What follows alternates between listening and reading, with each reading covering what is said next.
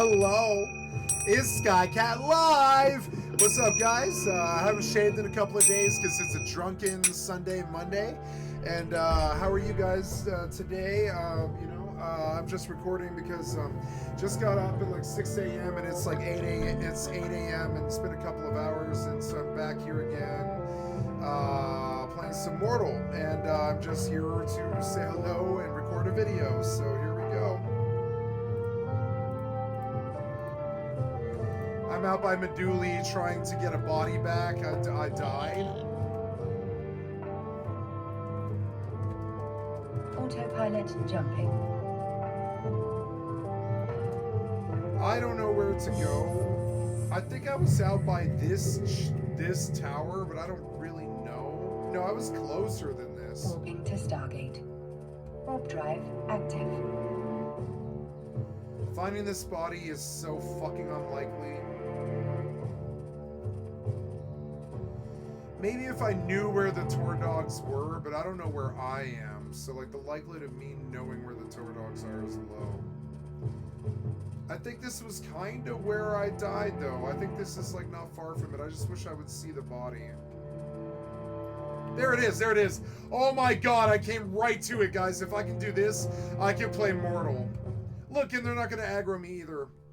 Oh, if I can get a spear, I can probably defend. Get my spear, and my set. My spear, my set. Get all this stuff. Get all this stuff. There we go. And then, oh, the pig die. We'll take, the saddles. Yeah, we'll take the saddle and the money. Oh, God. Well, I'm naked and he doesn't know. I'm on a pig and he left me alone. Thank God I didn't put on the gear yet, or I would have been fucked.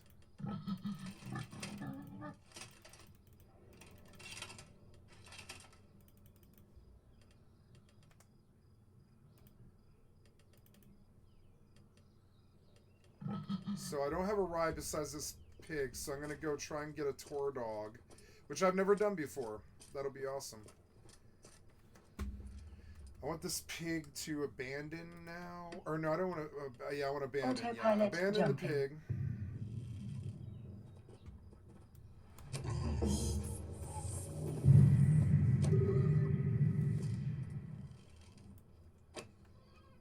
Warping to station. Okay, whatever. Warp drive Young active. tour dog. Tour dog.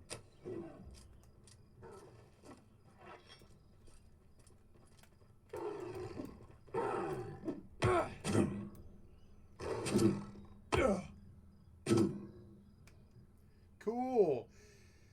I've never trained a tour dog before. Low chance, so it's gonna be annoying, but let's see if we can do it. Let's get away from these other tour dogs, though. You failed to tame, really? Oh. Approaching station.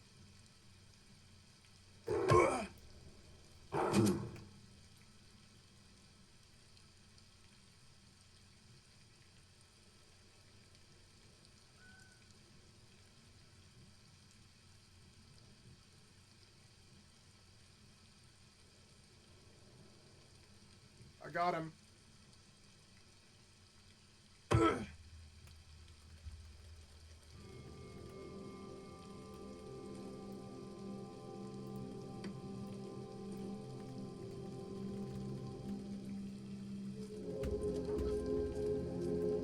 He takes 49 out of my 75 pet points. I don't care. Let's get the fuck out of here. I'm back up again. And all I lost was a couple of pigs, which I don't care about. We're up. We're in. I'm like gonna get it. I'm gonna get what I came for. Ooh, tour dog's fast.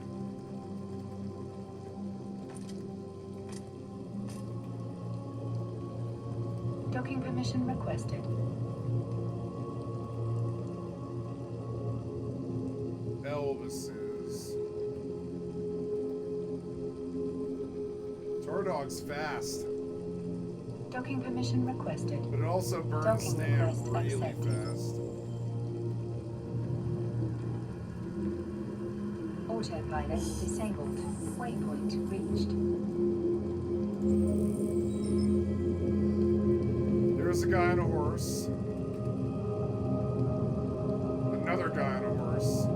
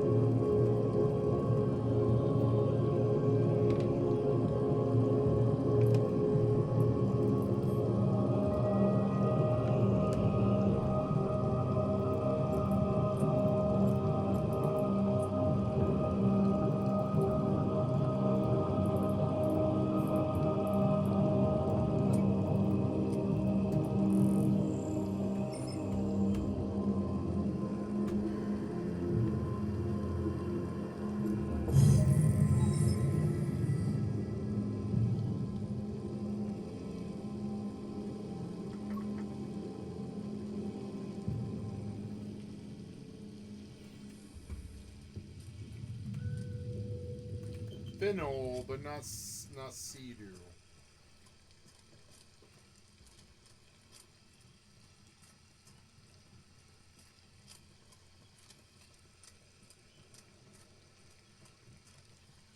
I don't see Sea-Doo at all. You know where I saw Sea-Doo? Ooh, what's that? Ooh, look. Take me to that. Take me to that. Yep. Yeah, here we go. You going to get a kill here? Oh, yes, we are.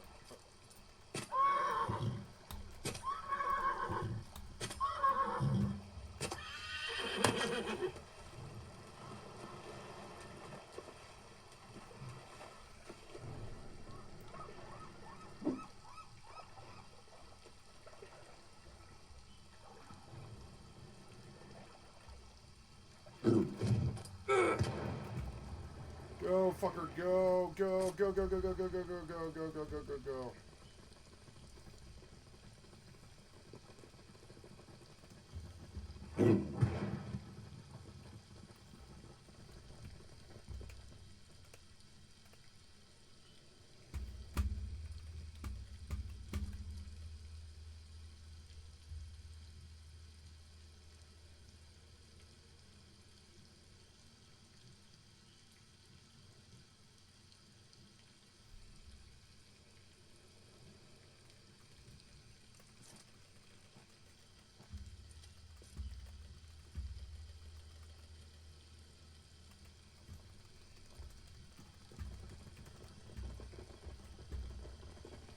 Fennel, but not fucking Sea-Doo. Fennel. Oh, that's boar. Yeah, boar. Fennel, boar. Fennel, fennel. Looking for Sea-Doo. Fennel. This guy escaped, did he? There. Where is this fucking clown? There he is.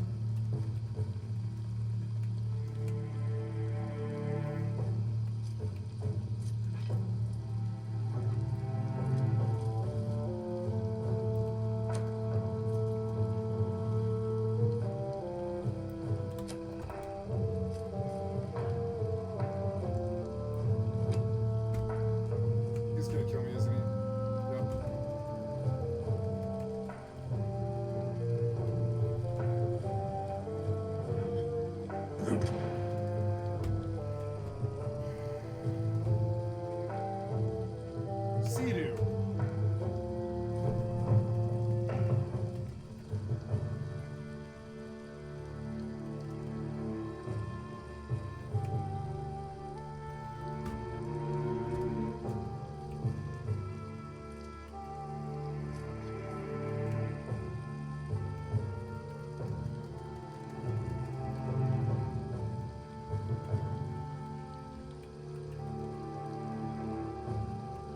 This guy's like, no. Yes, yeah.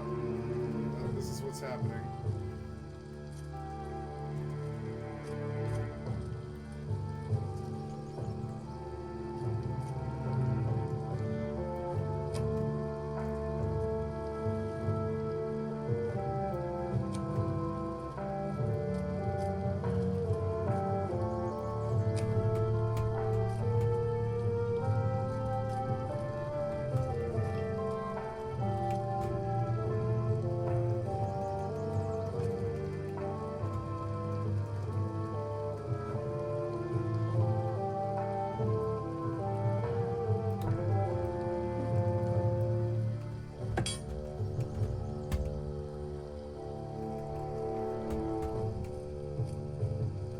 He ran in the water again.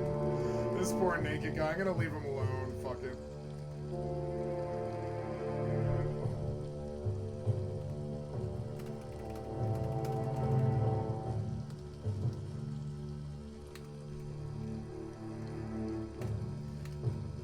Oh no, I need to feed him. I don't know. Will he eat things? Will you eat this? Doesn't want to eat Basilius. Okay, he's low on loyalty and should be fed. Gotta find him something. Oh, stop. Oh no, the tour dog's gonna leave me. I need some kind of food or something. Let's find him an animal of some sort or something. I mean, he could leave me. That wouldn't be the end of the world. Whatever. I need an animal, but I don't see one. There's one. There's one. It's a tour dog. Fine, we'll feed him tour dog. That's totally fine.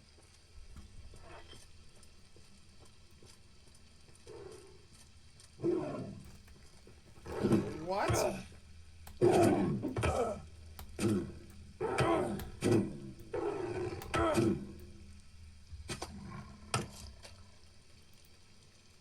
Okay, you. Will you eat tour dog? Yes, you will.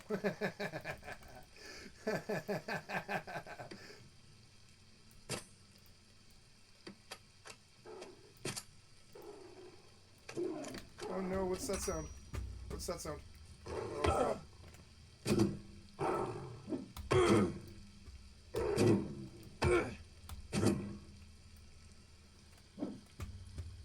Kill him. Good target.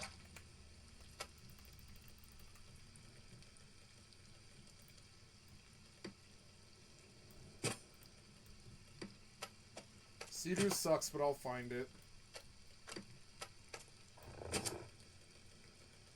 All this weight, I've got to just throw it away. There's nothing I can do. It's the fucking meat, the meat. Eat this meat. You ate of that whole thing, so you're good. Alright, so let's go.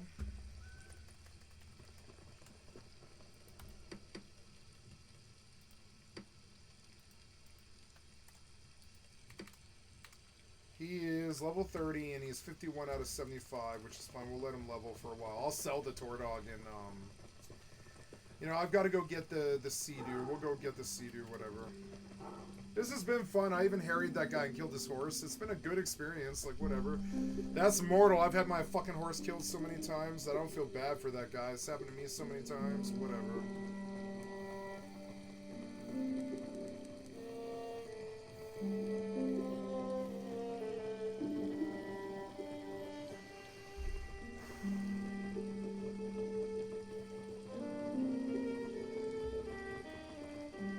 Elvises.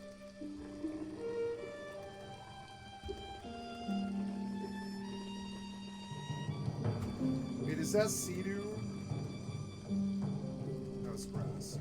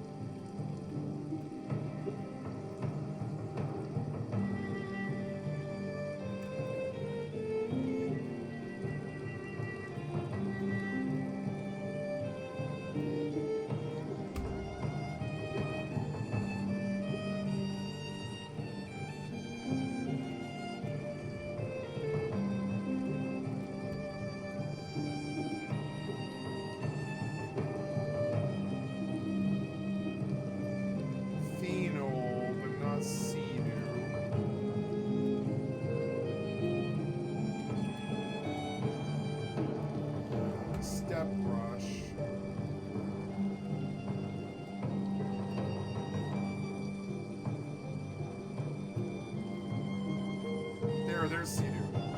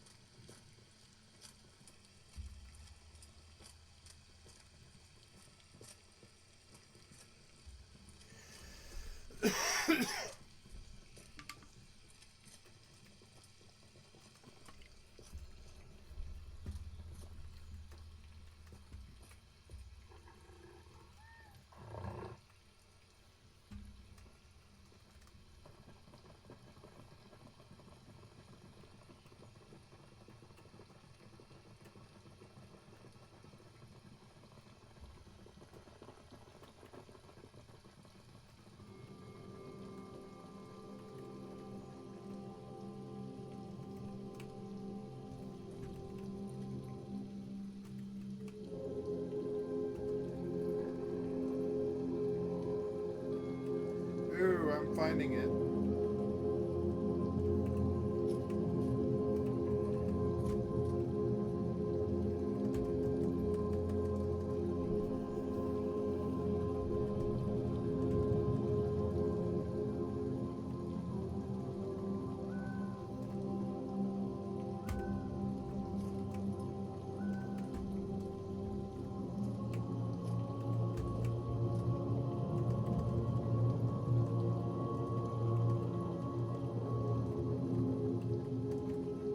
Sea-Doo.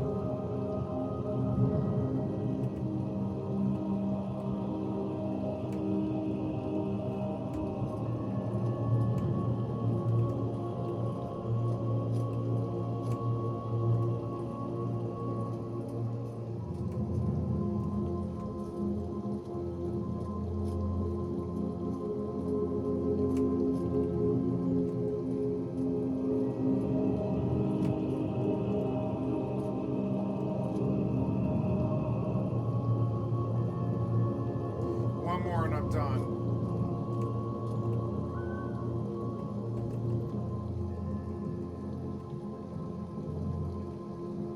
There it is. No, that's not it.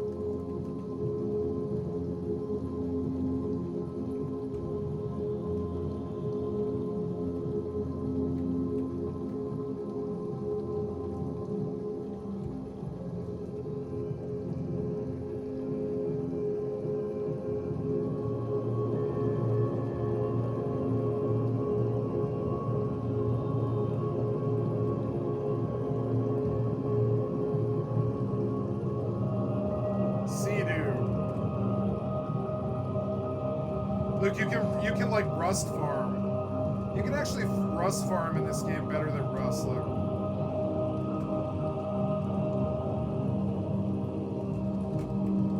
Let's go to my house by Tindrum. I have a good tour dog. I can do that. And who cares if I die? I'll just follow the water. I haven't done that in a while. Mission successful, guys. I got it. It doesn't matter if I die now. It's just a kit. You know, the kit got what it needed to do. And no matter what, if I die, I got 50 gold. And, well, 100 gold. I made 100 gold off the Belvis and the Sea-Doo. Sea-Doo might be worth a lot because look how annoying it is. You know, maybe we should sell it in Tindrum and use it to pay the upkeep on the base there. Or maybe I can pay the upkeep on that house.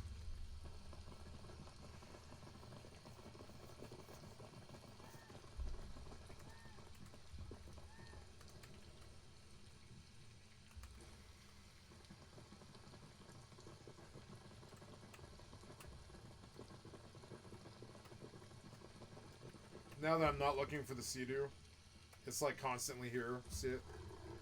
The minute I'm not looking for it. So I guess Sea-Doo would have been easier to just go to Tindrum. I'm learning that going to Meduli is unnecessary. Look, there's so much like herbalism and stuff that I didn't realize. Like there is like kind of a new world farming thing to this game. Because they probably pay a lot. That was Sea-Doo, it was.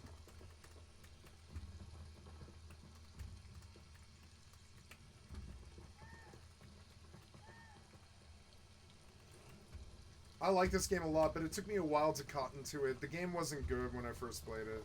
Just like Starfield. These games, they needed to cook. These sandboxes needed to cook for 2 years before they were ready.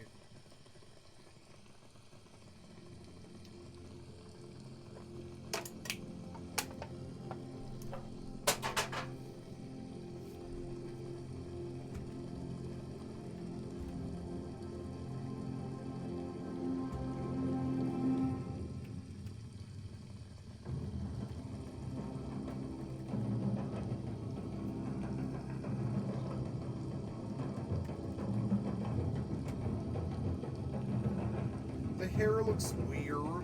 Do you see how it looks like a descending madness thing into like his like neck? It's really weird. It looks good from far away, but it doesn't look that good up close.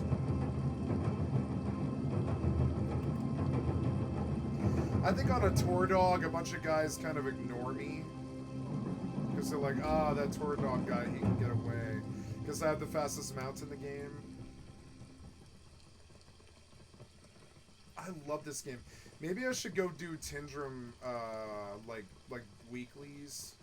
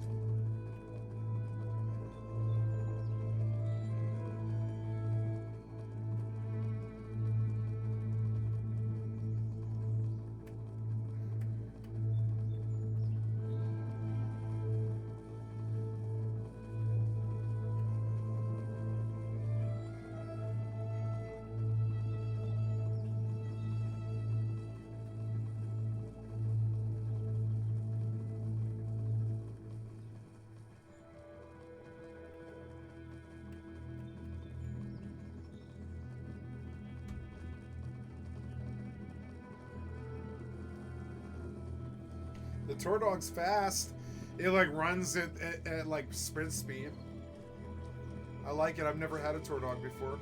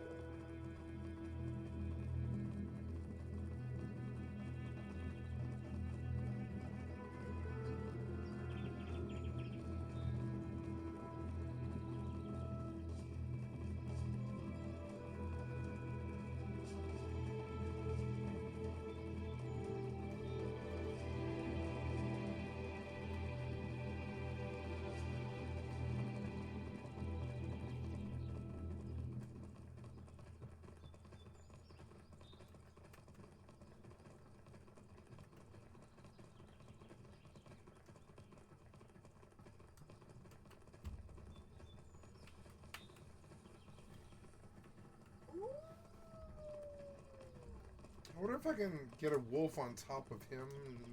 Probably not. Another rye would be good though. Let's see if we can kill them. They aren't like nutty bad.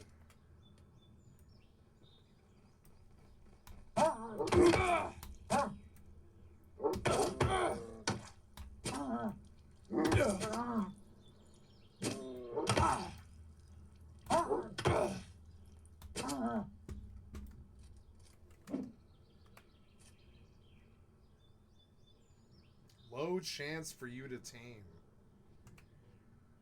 Fuck. I needed 80 taming and I need to unlock it, I guess. No, I'm getting it. I have 70 tame. That's enough. It might fail. I'm okay with it failing. That's okay. It just actually has to get to a full circle. Yeah. There we go. Failed? What do you mean failed?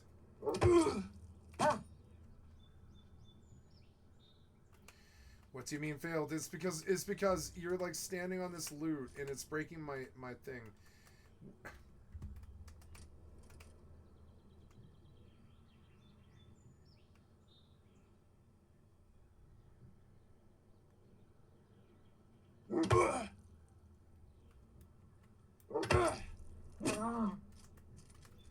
Fucking annoying.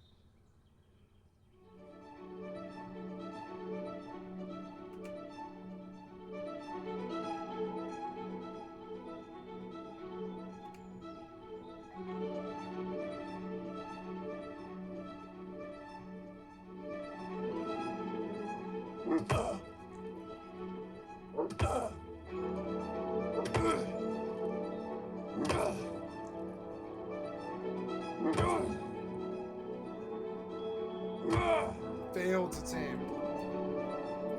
They don't want you having more than a tour dog without like herding or something.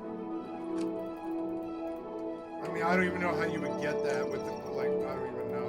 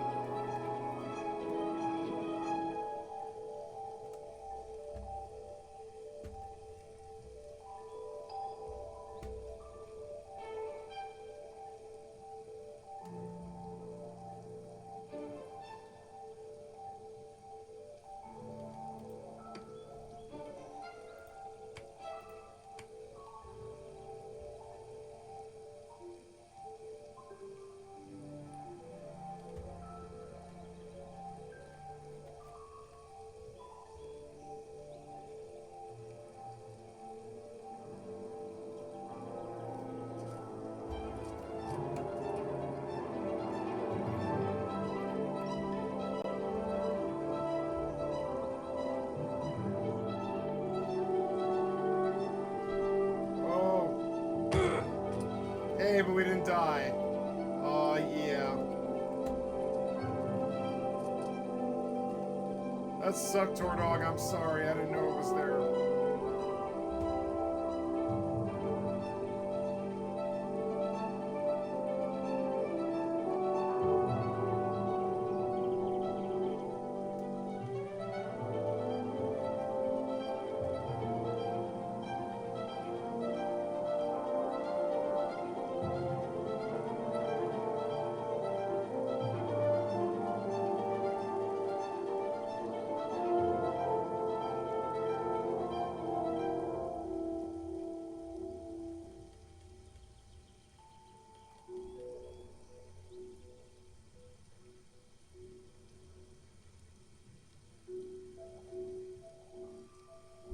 I don't know. I don't think it's gonna. I think it might actually rain today. It's kind of shitty.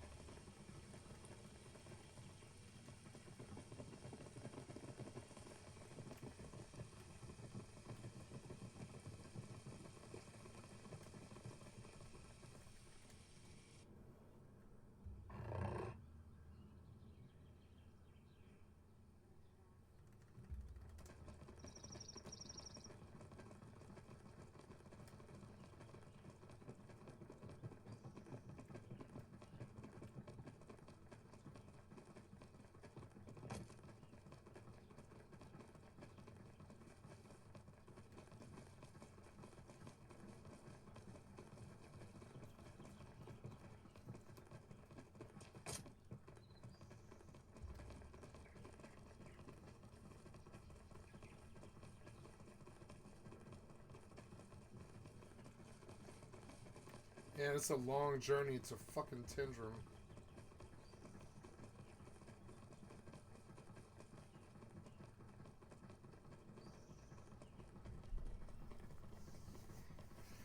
So I'm learning that everything is about 6,000 meters apart, and Tindrum's 6,000 northwest, Tindrum's 6,000 west, Faburnum's 6,000 like north basically.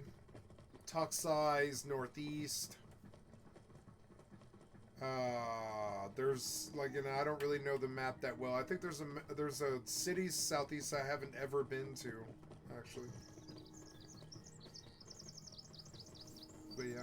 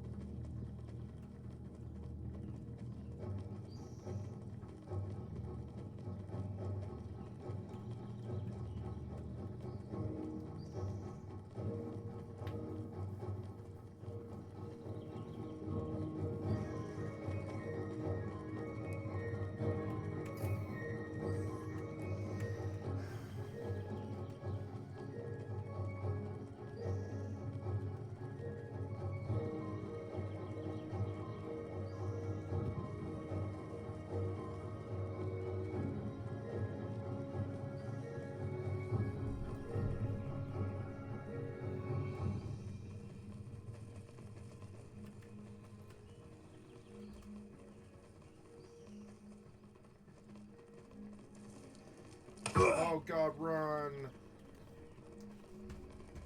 It was Outcast. There's 3 of them, that's not a good fight. But I didn't get hurt.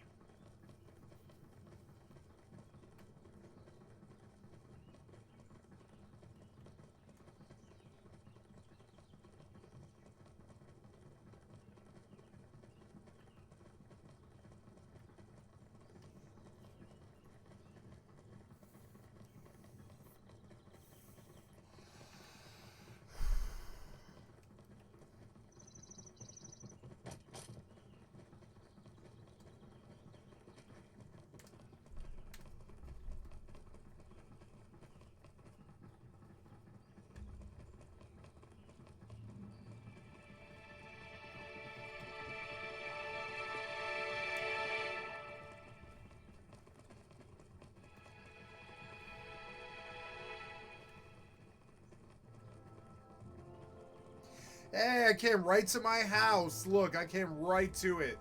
I knew exactly where it was. I was like, yep, I'm going to go to my house. Cool. My Tindrum house. Without the master account, I can't put chests down in this place.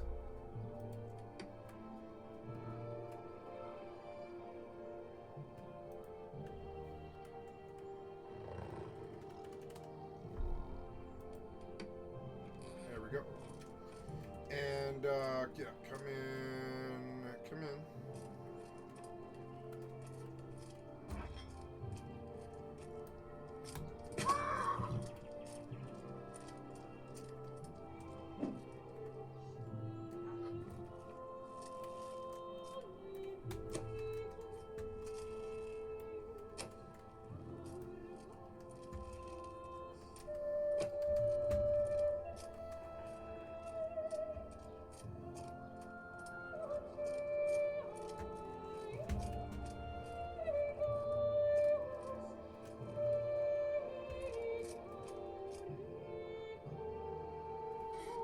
What the fuck was that guy doing there?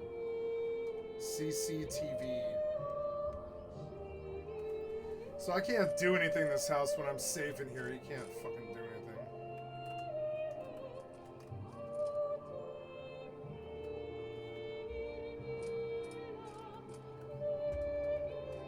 I can't believe I didn't put chests down. I'm such an idiot.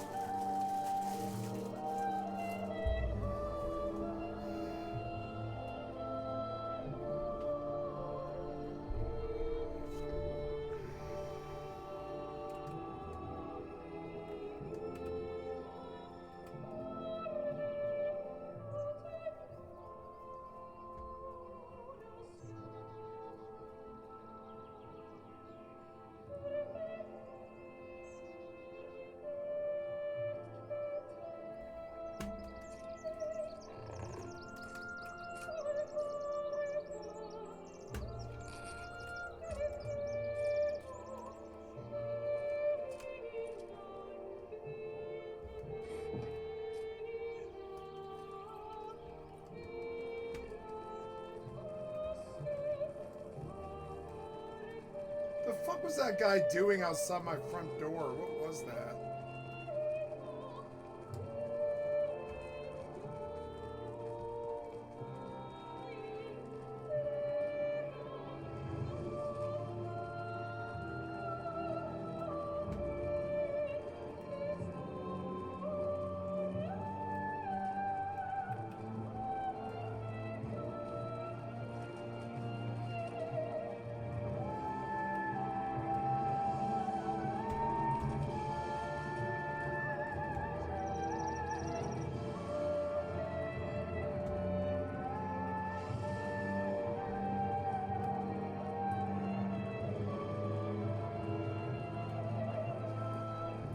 Oh, no, the guards, the guards. Go back, go back, go back, go back, go back, go back. I'm not a murderer, but I do have aggro. I am flagged as a criminal. I will die if I aggro the guards.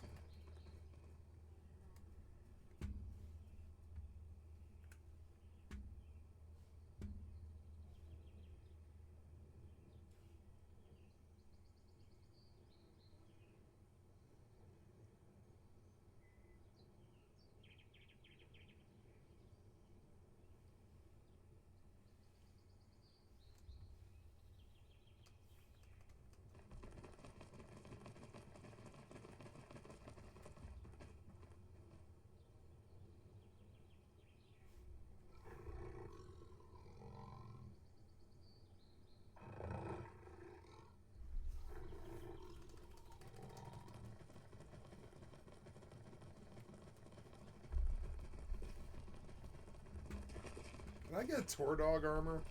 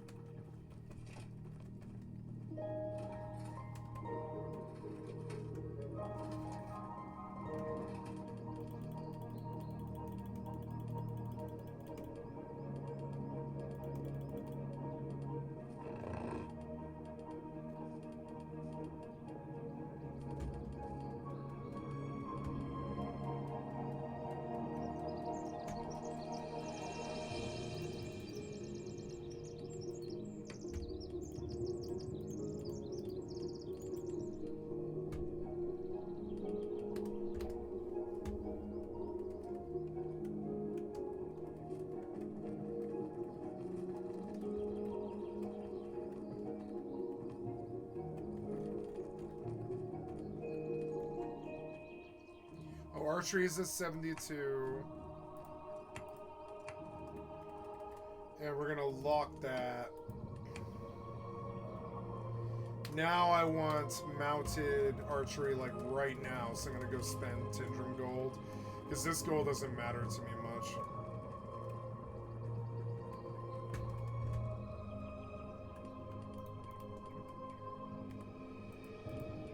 Okay, so now we'll go to the library, Tindrum Library.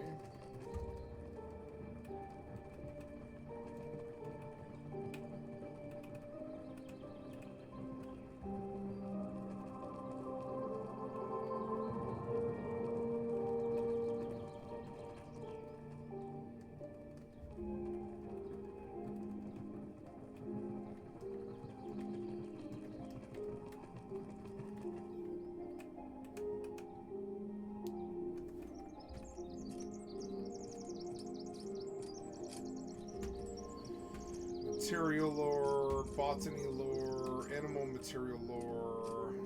I want mounted archery, which I guess is north.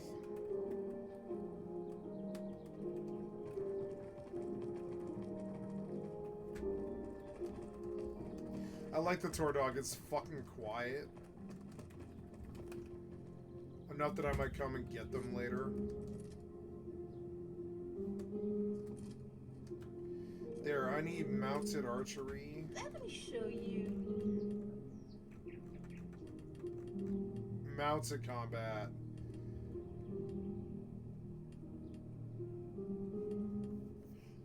Yeah, like... Now, my combat maneuvering kind of...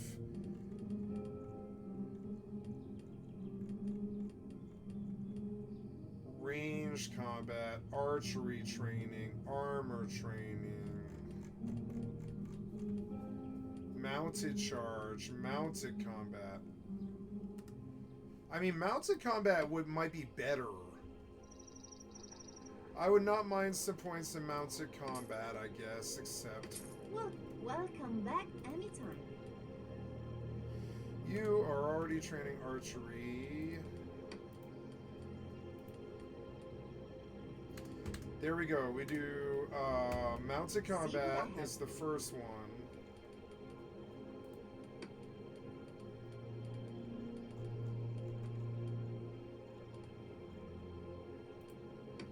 Mounted archery.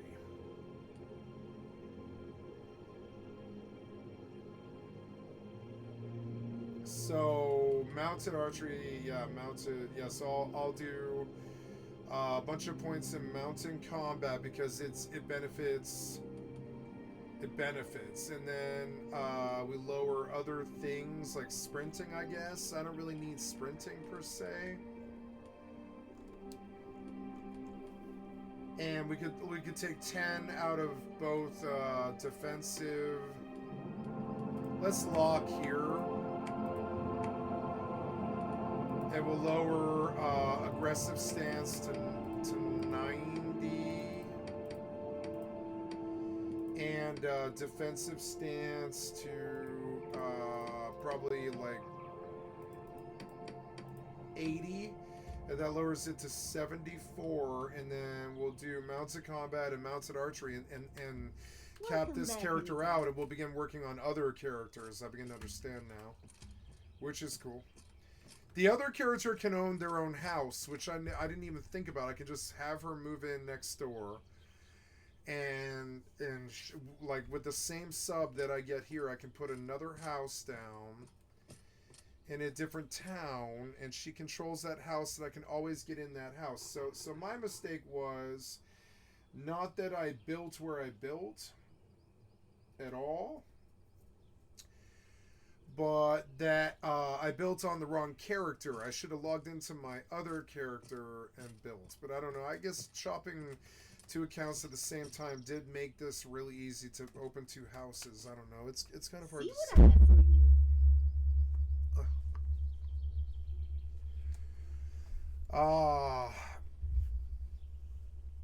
you. I'm inclined to go work out right now, but I think I will wait. It's kind of an off day for that. I think it's actually going to rain. I think it's going to rain. It's kind of shitty. Whatever. Mounted charge. What is mounted charge? Let's see what mounted charge is.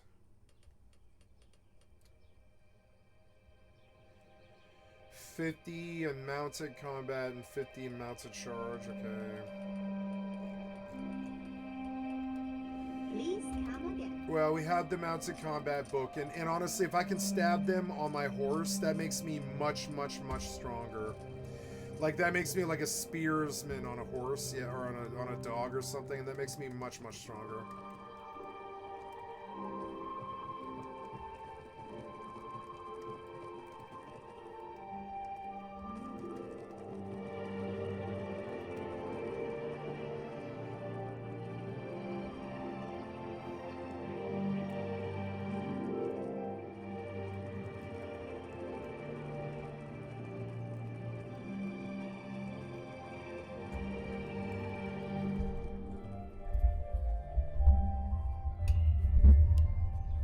Go. I'm just trying to get this where it's closer to my mouth.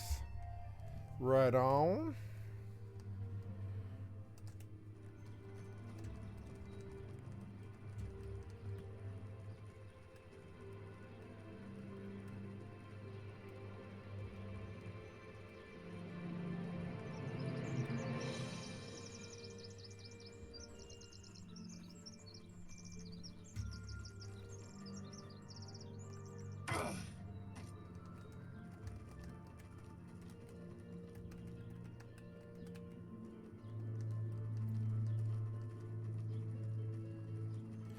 Oh, I have a Tindrum parcel to do.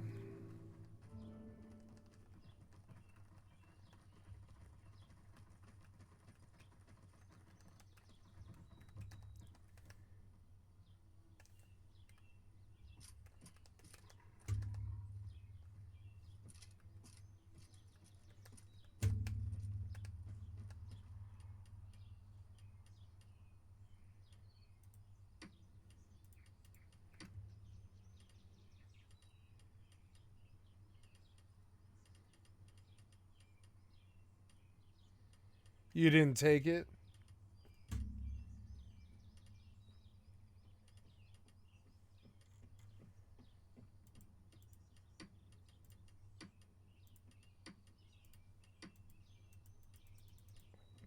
I didn't take the quest, I guess. Yeah, I didn't take the quest, but that's alright. I mean, I don't know why it's fucking up, but yeah. So, well, that was a waste of time. I don't know why I came to Tindrum. What a waste of fucking time this was. I don't know why, but apparently I didn't take the quest. It doesn't seem right to me, but okay, I didn't take the fucking parcel quest. I don't know. I don't understand that. I guess I didn't. I really have no idea. So we leave. I want to see if I can get a razor back over there on the other side of the city. And that's much easier to do. I'm sorry, it's much safer to leave the city this direction.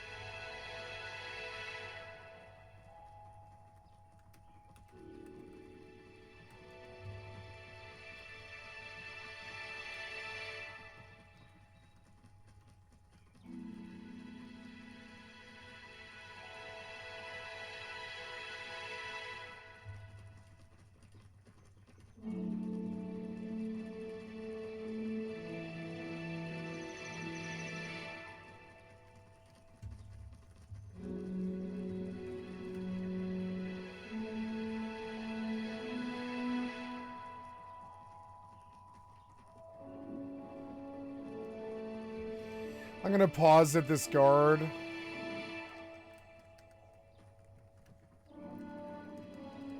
I'm gonna pause at this guard and go to the bathroom, guys. I'll be right back.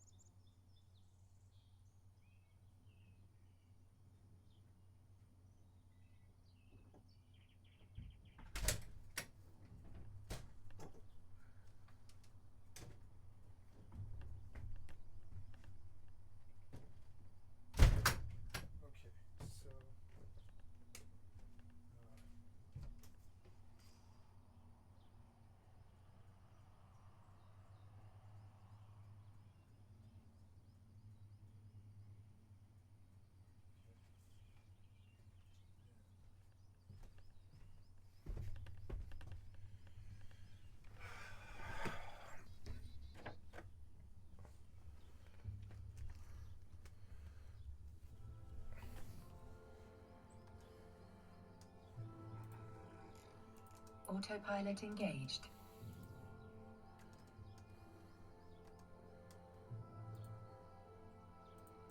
Warping to Stargate.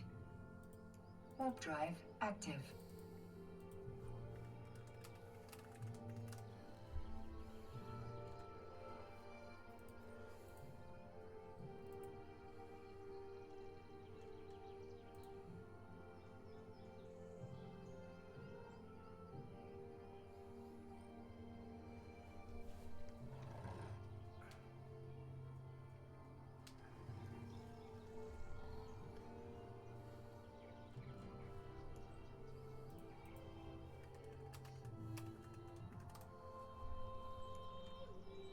Approaching Stargate.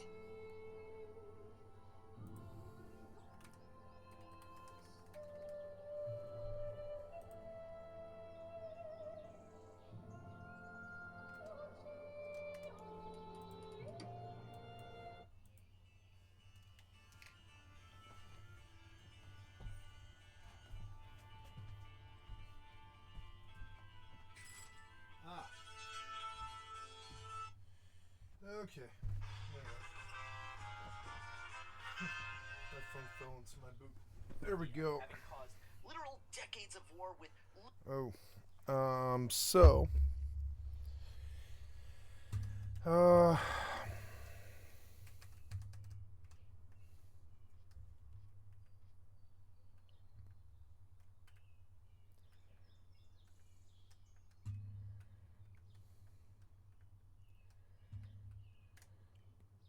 Autopilot jumping.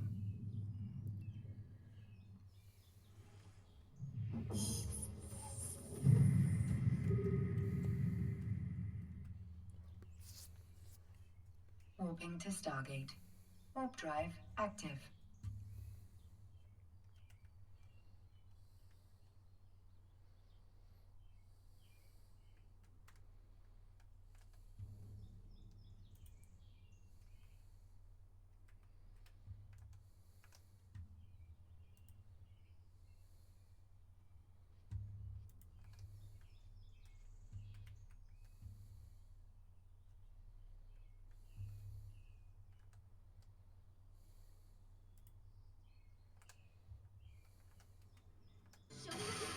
Approaching Stargate.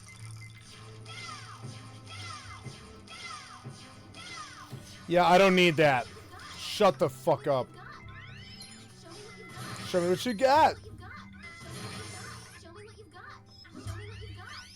Show me what you got. Shut the fuck up. Yup, you do. Shut the fuck up. Shut the fuck up, piece of shit developer. Yeah, no, exactly, Gorzak. I was thinking the exact same thing.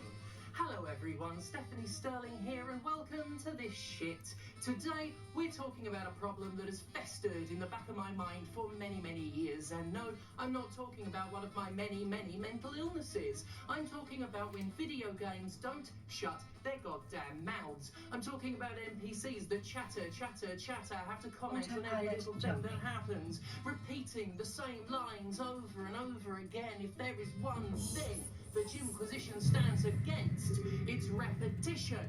Is that not right, Gorzak? Warping to station.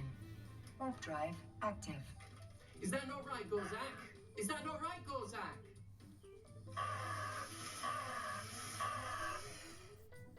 Fucking unprofessional.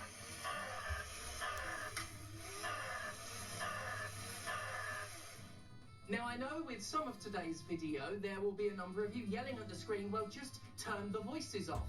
Go into the options menu, go to the sound settings, and if there are That's what I do. for voices, background music, That's what I do. just turn the voices all the way down. Well, first of all, sod you, I should not be taking a sledgehammer approach to the problem, not when games have proven there are nuanced approaches to take. I will not be a political prisoner in that sense. And second of all, well, it wouldn't be YouTube if problems were just easily solvable, if we could just fix the issues we have on our own without going online and whining about it. Huh? Didn't think about that, did ya? What would we do on this curse-infested site if we could just resolve our problems. I tend to be a fan of the unsung innovation, the subtle step forward for a medium in which most of the attention goes toward the big, the grand, the centre stage. For example, I still Docking maintain permission that the most requested. significant leap Docking forward for permission video requested. games over the past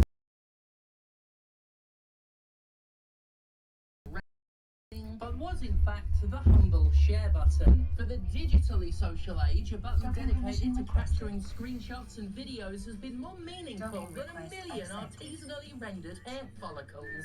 Such innovations aren't the big headline grabbers, but they're the ones that really matter. I'll tell you another one that tragically hasn't been embraced anywhere near as much, but really should be. A little menu option, one that hasn't been implemented anywhere near enough, one that I like to call the shut the fuck up setting. It's a shame this setting has not caught on, because having played Fantasy Life: The Girl Who Steals Time, a game designed to last dozens of hours but assaults player ears with stock voice lines repeated every few literal seconds, I felt utterly compelled to finally get around to a rant that's long overdue, a rant communicating a simple message: shut the fuck up, video games. Some games know they talk too much, and those precious few have Claptrap. the decency to include customizable settings in their option menus to account for it. One such game is the swiftly forgotten and aggressively mediocre first-person shooter High on Life. Actually, was it even mediocre? I've forgotten so much about it. I don't think so. Remember if I liked it or not. It sold itself on the involvement of Solar Opposites creator Justin jeez, Roiland, who voiced most of the game's cast, including the Justin Roiland voiced High on Life. As funny as it is that the game realized its central marketing point was so potentially unbearable they needed a setting to decimate its presence, I gotta say, I appreciate the self-awareness. High on Life lets you customize how often your guns speak, letting you reduce their in-game chatter or remove all but the most essentially relevant dialogue. And whether or not you find that particular game's voices and grating, the option to play with dialogue frequency is a considerate and genuinely substantive option. Fact is, far too many games talk way too much and regurgitate lines that are not only redundant, they're completely and utterly redundant. So I think a voice frequency setting is a genuine worthwhile addition to any game with repeated chatter. In fact, not only do I think it's a worthwhile addition to any game with repeated chatter, I think any game with repeated chatter would find it a worthwhile addition. It's my job to be repetitive. Repetitiveness is my job. Repetitiveness is my job. Fantasy Life absolutely never ever shuts its fucking trap. It's bad enough that its characters and voice lines are irritating and mawkish to begin with, but once you unlock the ability to form a party with 3 NPC allies, it all goes to incessant shit. Each potential party member has a handful of voice lines. Basically, they got one programmed response for each potential thing they could respond to. So they have one line when they level up, one line for when they're buffing you while you perform an action, one line if they take damage in a fight, etc. One line per action isn't the worst part. There are a lot of potential party members. I'm not expecting intricate dialogue trees for each one, but the limited larder of phrases is explicitly spotlighted by the game itself, made all the more blatant thanks to the quite genuinely unbelievable frequency with which they repeat their shit. I tug you not. NPCs in this game will say the same thing 5 times in 30 seconds. They will repeat something almost immediately after having already said it. In fact, sod that, it's so soon after we might as well say it's immediate. Like that woman disguise glitching out in Total Recall. Have you brought any fruits or vegetables onto the planet? Come up to the lab and see what's on the slab. I see you shiver with anticipation. Excuse me? And it's not crucial information, it's inane background chatter thrust into the foreground with an oral aggression so intense as to qualify as sonic warfare. With my own words alone, I couldn't adequately communicate exactly how fucking dreadful the endless, repetitive talk is. Many is the game that suffers from overly talkative NPCs, but holy shit, just listen to this. Do not fear, I am with you. Do not fear, I am with you. Do not fear, I am with you. Do not fear, I am with you. It is like this for hours, forever. For the entire duration of the game. It's so bad that your mutant parrot allies don't even need a stimulus to respond to. Each NPC has been given exactly one idle voice line to repeat at their discretion, and their discretion is fucking merciless. These idle lines are subject to another thing with dialogue I fucking hate. You know when a stock audio quote is used to vaguely represent the actual dialogue in the text box? Got a sec?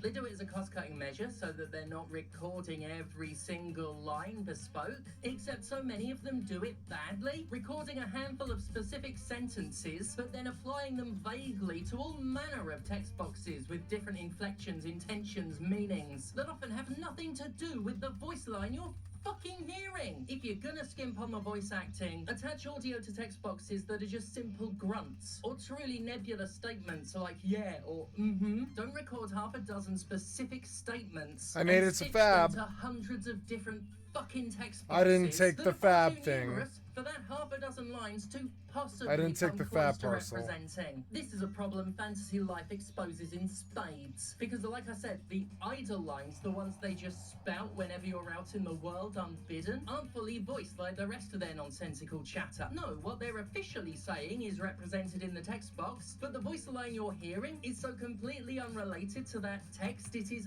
actually, genuinely random. Like, it is random. It's random. Well, ain't that something? Even worse though, and this is where it really peels the banana, the lines audibly spoken by these NPCs are voiced like they're requests to talk or like they found something important, like it actually demands your attention. May I?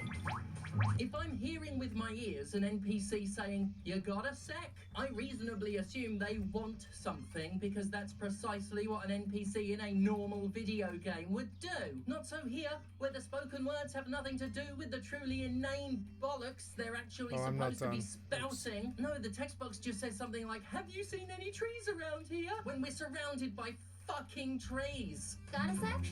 The very first party member they team you up with, she does this exact thing, and it confused me at first because she kept talking like she had an interaction for me, like she wanted to open a dialogue, but there was no prompt. And then I saw the text dialogue that was just about trees over and over, the same statement over and over again. And truly, I cannot 25 convey gold. the extremity of the frequency. She honestly said her stock idle line every few seconds over and over like a broken fucking record for the entirety of the dungeon we were in. Wear your fashion with passion. Wear your fashion with passion. Wear your fashion with passion. Wear your fashion with passion. Wear your fashion with passion. Wear your fashion with passion. Wear your fashion with passion. Fantasy Life is a particularly egregious example, possibly the worst offender I've ever seen, but it's hardly an outlier when it comes to excessive character repetition as a standard. And I'm forever left wondering what the fuck a game developer was thinking when it decided that we needed to hear the same shit repeated over and over again, to a point that goes so far beyond ridiculous. I'm not talking about functional voice lines either, a character repeating tactical phrases, or giving status updates, enemy locations, etc. That's one thing. And I don't mind occasionally repeated dialogue that doesn't have a function. The key word is occasionally. 75 gold. Why do I need to hear, "Show me what you got," half a And a dozen quarter fucking level. times when I'm just hitting a bit of fucking ore with a pickaxe? Come on, buddy, show me what you got. I've shown you. I keep bloody showing you. I wish you'd show me your lips stapled the fuck shut. And like I was saying, just Fantasy Life, I'm sure you can name dozens of games that do this shit. I'm sure if I said their masterworks all, you can't go wrong. Hey, Tony, you know exactly what I mean. Their masterworks all, you can't go wrong. Don't get me started on Dragon's fucking Dogma. Their masterworks all, you can't go wrong. The masterworks all, you can't go wrong. The masterworks all, you can't go wrong. The masterworks all, you can't go wrong. Shut the fuck up, piece of shit developer. Fucking assholes. Did me wrong, you smithing prick. No, Yeah. it's impossible. Going Oh, wrong is God, something that's I like a can't nightmare do from my because past. All of them are masterworks. All. They're masterworks all. They're masterworks all, masterworks all, masterworks all, masterworks all, masterworks all. That's how goddamn fucking dumb your goddamn NPCs are, you piece of shit cocksucker developers. fuck you, fuck you, fuck you, developer, fuck you, fuck you, fuck you, developer. This is like your NPCs, developer, fuck you, developer, fuck you, developer, fuck you, developer, fuck you, Bethesda developer. Happen by accident. These NPCs don't have minds of their own. No. They have these lines written for them, and they were programmed to say them as much as they do. It was decided that players should hear the same absolute fucking drivel yelled at them every handful of seconds. Why? What was so important about knowing all roads lead to Grand Soren that Capcom felt you needed reminding every time you saw Grand Soren? What was going through the goddamn heads of the people at level 5 when they did this shit?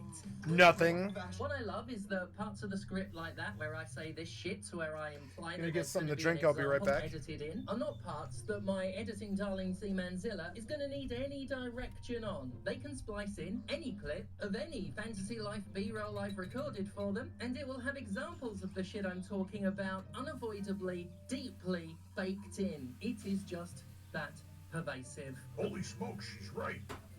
Wait a minute, I was supposed to be reading directions? And I need to stress again, since, you know, repeating shit's on vogue, game developers decide that their games should incessantly parrot useless shit, like a talking doll with a pull string or a member of the gender critical movement. Why the fuck does this decision keep getting made in games, and why isn't there a setting to turn it off? Well, except of course in the games that have enough self-awareness to include one. RPGs out of Japan seem to have a particular tendency for it. A large number of them are very talkative, despite only having a handful of things to actually say. It could be a localization thing, it could just be something about how those games are scripted. The typical length of these games and their campaigns certainly contribute to it. All I know is it's led to me hearing a lot of the same sentences that come around and around and around like clockwork. One of the most notorious examples of an RPG series that won't ever stop running its frigging mouth is Xenoblade Chronicles, a game in which no event is too minor, no action too cyclical, for some loudmouth goon not to pass comment every single time. Every single time. Xenoblade Chronicles, of course, gave us a classic stack of memes with its relentless onslaught of banter. Rhine's famous fellows of "It's Rhine time" and "Let's not lose our heads, though" have become iconic due to how recognisable and Britishly delivered they are. Now it's Rhine time. For every genuinely meme-worthy line, however, there's a dozen examples of regurgitated bullshit that over the course of 100 hours rubs the nerves raw in ways that makes hearing them a painful fucking experience. Again, the problem doesn't come from functional lines, or even non-functional but brief phrases. That's something we need to talk about. How longevity can be the death of wit, and how the more repeated a voice line is, the less long bloody-winded that line should be. The most grating examples of excessively repetitive lines are ones that spout specific or intricate statements. So specific, in fact, that they likely would never be repeated more than once in somebody's lifetime, let alone every 5 bloody minutes. This is where Xenoblade Chronicles really spunks my onions and makes the difference between a charmingly gormless catchphrase and the audio equivalent of water torture. Victory phrases is where a problem can arise most notably. Some games will content themselves with a brief affirming statement from characters after they win a fight, which, again, isn't so much of an issue. Repeating a word or two is far less noticeable than repeating, well, more than that. What I have a problem with is when a line is lengthy and memorable to the point where it stands out a lot, even hearing it the first time, which makes its repetition more obvious than it is when characters just say stuff like "yeah" or "we won" or whatever. If you're having characters repeat incredibly specific full sentences, you are, in my opinion, doing something very wrong, or at the very least risking it. This is especially true if the character's voiced in a particularly exaggerated, obnoxious, or just plain loud way. Xenoblade Chronicles' post-fight lines go so far as to have characters repeat actual conversations, legit full-on call and response dialogue, which, come on, who the fuck would have the exact same back and forth literally every 5 minutes? And I feel I should point out that when I'm using literally in today's argument, I very much mean literally in the literal sense. Yeah, you guys Literally talk too much. Every 5 minutes, Ryan and Shulk and whoever will have the exact same conversations in Xenoblade Chronicles, and it is truly maddening. Yeah, I can't. know I about can't. having the same conversation I over can't. and over. I've got ADHD, and I live with someone who's got ADHD. But if these Yep. games were trying to actually parody us, they'd be be lambasted for doing an offensive caricature. Lambasted. If you know the series, you know which example is by far the absolute fucking worst for this. It combines every bad aspect I've mentioned, a highly specific and long-winded phrase that makes it stand out, a conversation that can't be rendered credible by suspension. A very happy on birthday for me, for you. Loud fucking A very voice happy on acting. birthday. Do you hear it coming? Do you hear it? Do you hear that? That was over way too soon. Hear that, Noah? Let's want something a bit meatier. Hear that, Noah?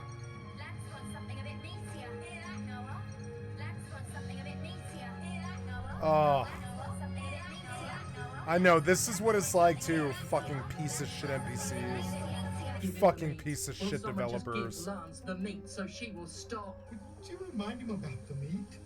Especially about the meat. Now, of course, the issue is plenty prevalent outside of Japan as well. Friends will know that if they want to make my eye twitch, all they have to do is yell, "A bit of poison on my blade, and let's go!" This line, spoken by the pirate prick party member of the discount BioWare-like game Greedfall, is yelled with gusto every single time Discount a fight breaks out, BioWare. and it drove me. Oh god, I can't All stand within BioWare. 10 No wonder I didn't minutes like of adding the Greedfall. guy to my party. He yells it every single fight, which can be several times a minute. And friend of the show, Casey Explosion, made it worse, because whenever the game comes up, she yells it at me. It's such a distinct phrase, delivered loudly and memorably, such an awkwardly non-snappy one that it stands out way too much for how many times it's said, which is all of the frigging time. Oh, snappy. Yeah, snappy is the word I'm looking for now that I've said it. A catchphrase works best when it's snappy, short and sweet, not overly complicated. Brevity, wit, soul, all that. Because that's the kind of thing people would say multiple times. It's why Rhyme Time is a beloved meme, and looking for something meatier is meme-worthy only because of how skin-scouringly irritating it is. One game in which I actually did turn the voice volume down specifically was 2 Point Museum. Now,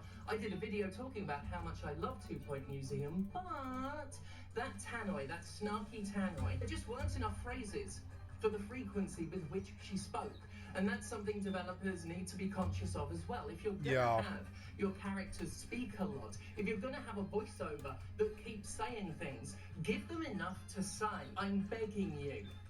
Give them enough to say. Not to invoke one of the most tiresome and overly memed phrases in video game history. Arrow but to the people knee, took arrow notice to of the knee, Skyrim's arrow I to the used knee, be an arrow to the adventurer knee, like you arrow line to the knee, because of how arrow many to the knee, times arrow so to the many knee. common guards in so many locations would tell you that they used to be an adventurer like you before they took an arrow in the knee. The specificity in relation to the repetition enhanced the absurdity of both those factors. I think it's not only why it became an entertaining meme, but why it very quickly became the opposite of entertaining and people got sick of it. People have all the time in the world for Beautiful Joe saying "Henshin a go-go baby." It's short, it's catchy. It's not "I used to be an adventurer like you until I took an arrow in the goddamn knee." And doesn't say it half as much. Many of the people I'm talking about today spout their drivel. Another truly aggravating Arrow to the misapplication of goddamn repetition knee. comes with NPCs who are seemingly designed to harass Fucking the worthless ever-loving fuck out Bethesda of a fucking player if developers. they don't obey the game and immediately head to the next plot point. One recent game that was a lousy for this is Indiana Jones and the good time he had killing fascists, which, while a fun game about killing fascists, absolutely will not let Indy do anything other than what the NPCs demand him to do should one of them be nearby. Not without some of the most passive-aggressive repetition in the world. There was one particular part where I was in a room after a boss fight trying to check my surroundings for supplies, and the tinned knob dragging me around repeated where to go every half a cocking minute as if I didn't hear him the first time. Every 34 skinning seconds. We've all played a game like this where if we dare take the time to look around, explore, hunt for items, while a quest relevant character's told you where to go, they will not keep their dumb lips from flapping until you're coerced into obedience through sheer force of annoyance. If your game has hidden collectibles or stuff to explore off the beaten track, but your NPCs harass, berate and parrot at the player for doing the relevant exploration, you need to be sent to game design jail immediately and without bail. I'm looking at you, God God of War Ragnarok. I'm looking at you with a murderous bloody death glare. And again, I'm forced to wonder why. Why? Why be that counterintuitively passive-aggressive about it? At best, it's patronizing, because even speaking as someone with a memory disorder, being reminded where to go every few literal seconds is not helping. And at worst, it's an active attempt to frustrate a player into compliance. Somehow, though, I can't help but feel that it's just I have a ignorance. memory disorder. Like, It fucking told game sucks. developers that endlessly repeating the same lines over and over and over is helping nobody? Possibly because it's such an obvious thing that nobody's thought they should have to tell them. Well, let me state for the record, endlessly repeating the same lines over and over is helping nobody. Endlessly repeating the same lines over and over is helping nobody. Endlessly repeating the same lines over and over is helping Nobody. Endlessly repeating the same lines over and over is helping nobody. All of this is to say, what the hell is up with Fantasy Life and its pull string bullshit? Shut the fuck up, game. Shut the absolute Shut the fuck up. Yeah. fuck up. 84 fall damage. Thank God. I love you.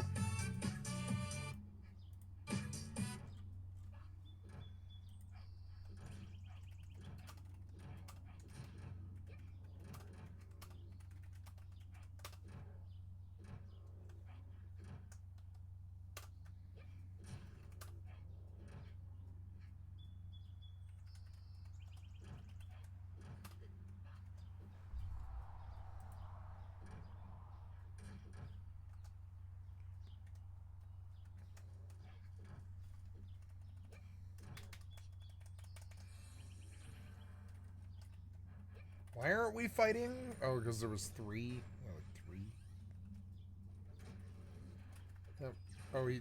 Oh, he like suicided. I was like, how did we kill this guy this fast?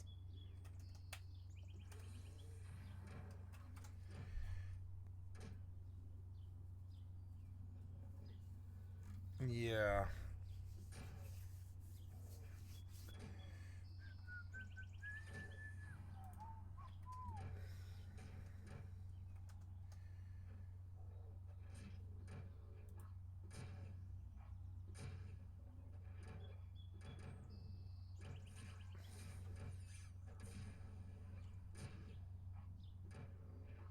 Just giving side quests in the hood censored.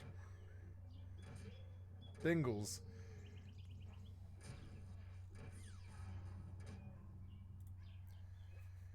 Authorities say 8 people are in the hospital after a man attacked a group of pro-Israel demonstrators in Colorado. Oh no! What am I seeing here? Why does that look like, They were calling for the release of the hostages held by Hamas. And witnesses say the suspect used a makeshift flamethrower. That man is now in custody awaiting formal charges. Here's ABC's Alex Stone. In the picturesque town of Boulder along the Boulder! Fucking Boulder? Are you fucking serious? Boulder.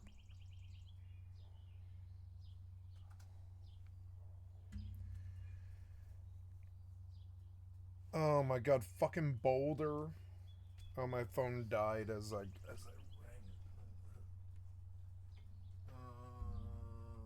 Boulder. Where is my silver cord to charge my phone? That doesn't make any sense. Why is it gone?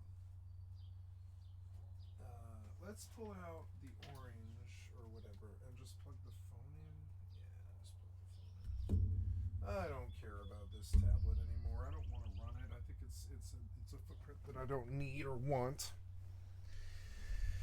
Here we go. These iconic Pearl Street walking mall, officers rushing in. Pearl Street? Are you fucking serious? You attacked somebody on the Pearl Street Mall?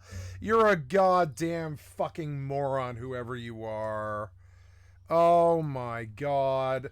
The fucking Pearl Street Mall? It to victims who... Pearl Street Mall flamethrower. Oh my god, my phone died the second I unplugged it. Go back on. And just charge for a while. Fuck it. Are you charging? No, I don't think you are. Is this cord, like, even plugged in? Where is my... Oh, there it is. There it is. I was like, why is my cord not here? There we go. Okay. So, this goes here. I want to see if...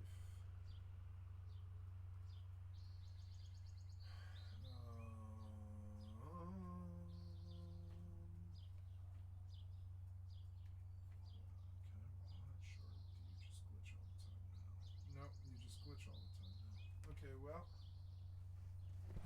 I don't know, but that frees up cord, which is good. Maybe I should charge my mouse. Yeah, just charge my mouse because I'm not really totally using it.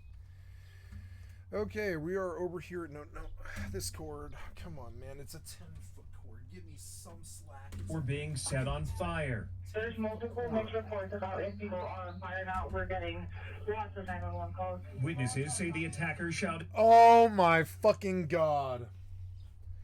Pearl Street flamethrower moron. Oh my god. Free Palestine. Molotov cocktail. Homemade blowtorch.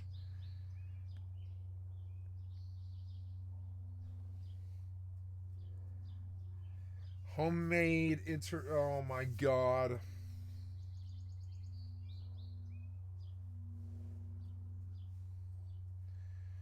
Oh my fucking god.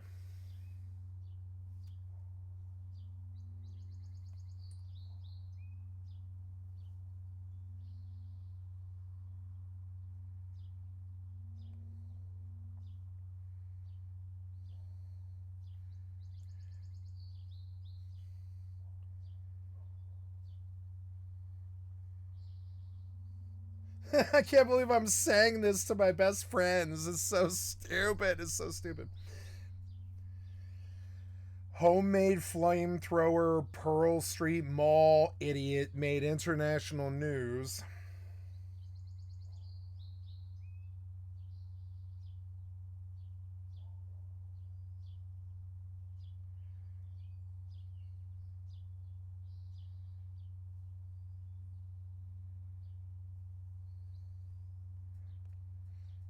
Oh my god. I can't believe this. I can't believe this.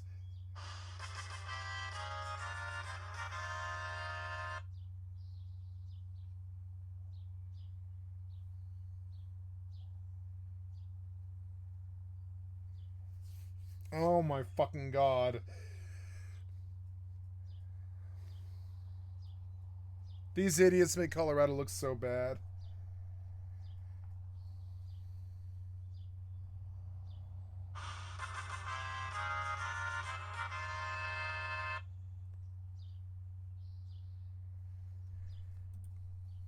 Free Palestine while using a homemade blowtorch and Molotov cocktail type devices to attack a group taking part in a pro-Israel march, something the group often did on Pearl Street. He had 3 Molotov cocktails.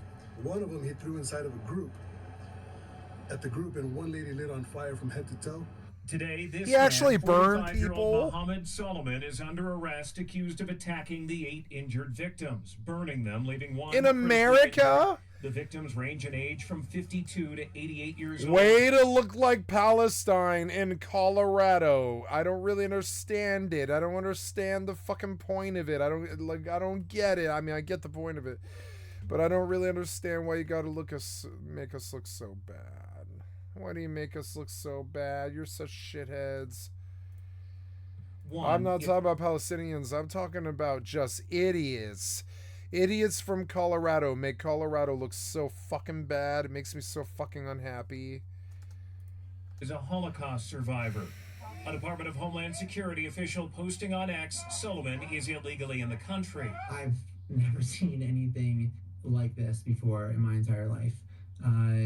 It was absolutely gruesome. The FBI now calling this a targeted terror attack. It is clear that this is a targeted act of violence, and the FBI is investigating this as an act of terrorism. Overnight, the FBI descended This on guy's home not a in the Colorado terrorist, he's a Springs area, fucking confirming agents are nutball. looking for evidence in the case. Terrorists The like pro-Israel take group over called banks Run with for Their machine Lives have been guns or holding the marches blow here up weekly. things. This guy is just an Under the idiot. legs of your friends in your community. You want to help them. And then this is when we all retreated and realized that he doesn't care. He's there to harm as much as possible. What? Formal charges are expected to come soon and will include attempted murder and possibly federal terrorism counts. Alex Stone, ABC News, Boulder, Colorado. Wow. Just wow. Hurry up, you. I want to get back up the hill.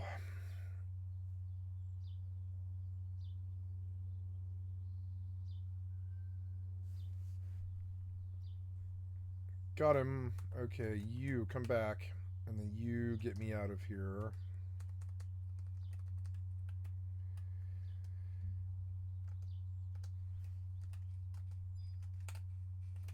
Let's go sit down. Killing goblins is good money. It's just like gil in your fucking pocket. There's a wolf. My Razorback got killed by the wolves. Yes, my Razorback got killed by the wolves. This Razorback, I don't know. This Razorback might be okay. Let's try and get a wolf, I guess. The young Razorback killed my other Razorback. Fucking goddamn it.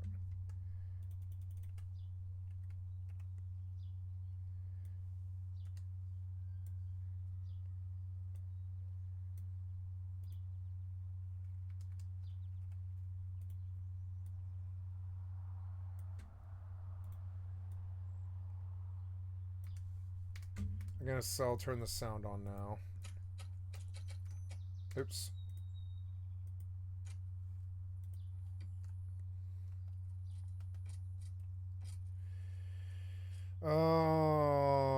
I guess I'll take a wolf just because it's 2 mounts and I'll just sell them.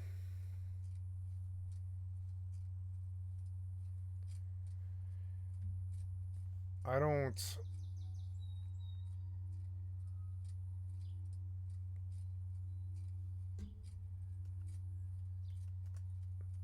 There is a lot of wolves here.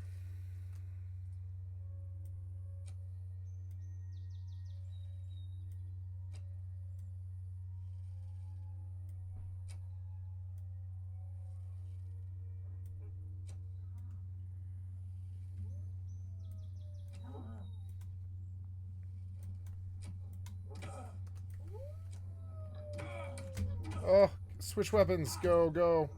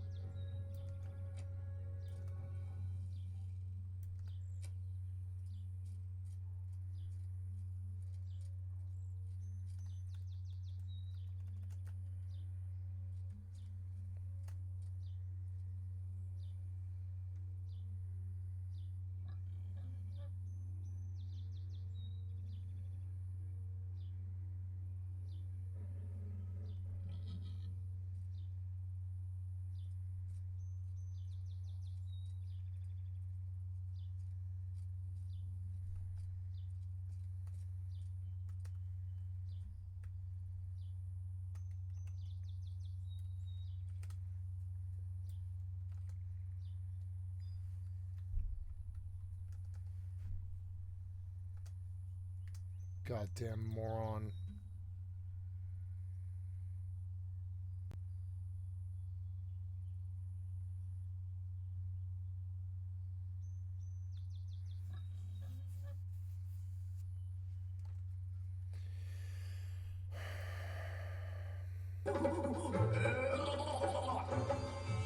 What are we doing, developer?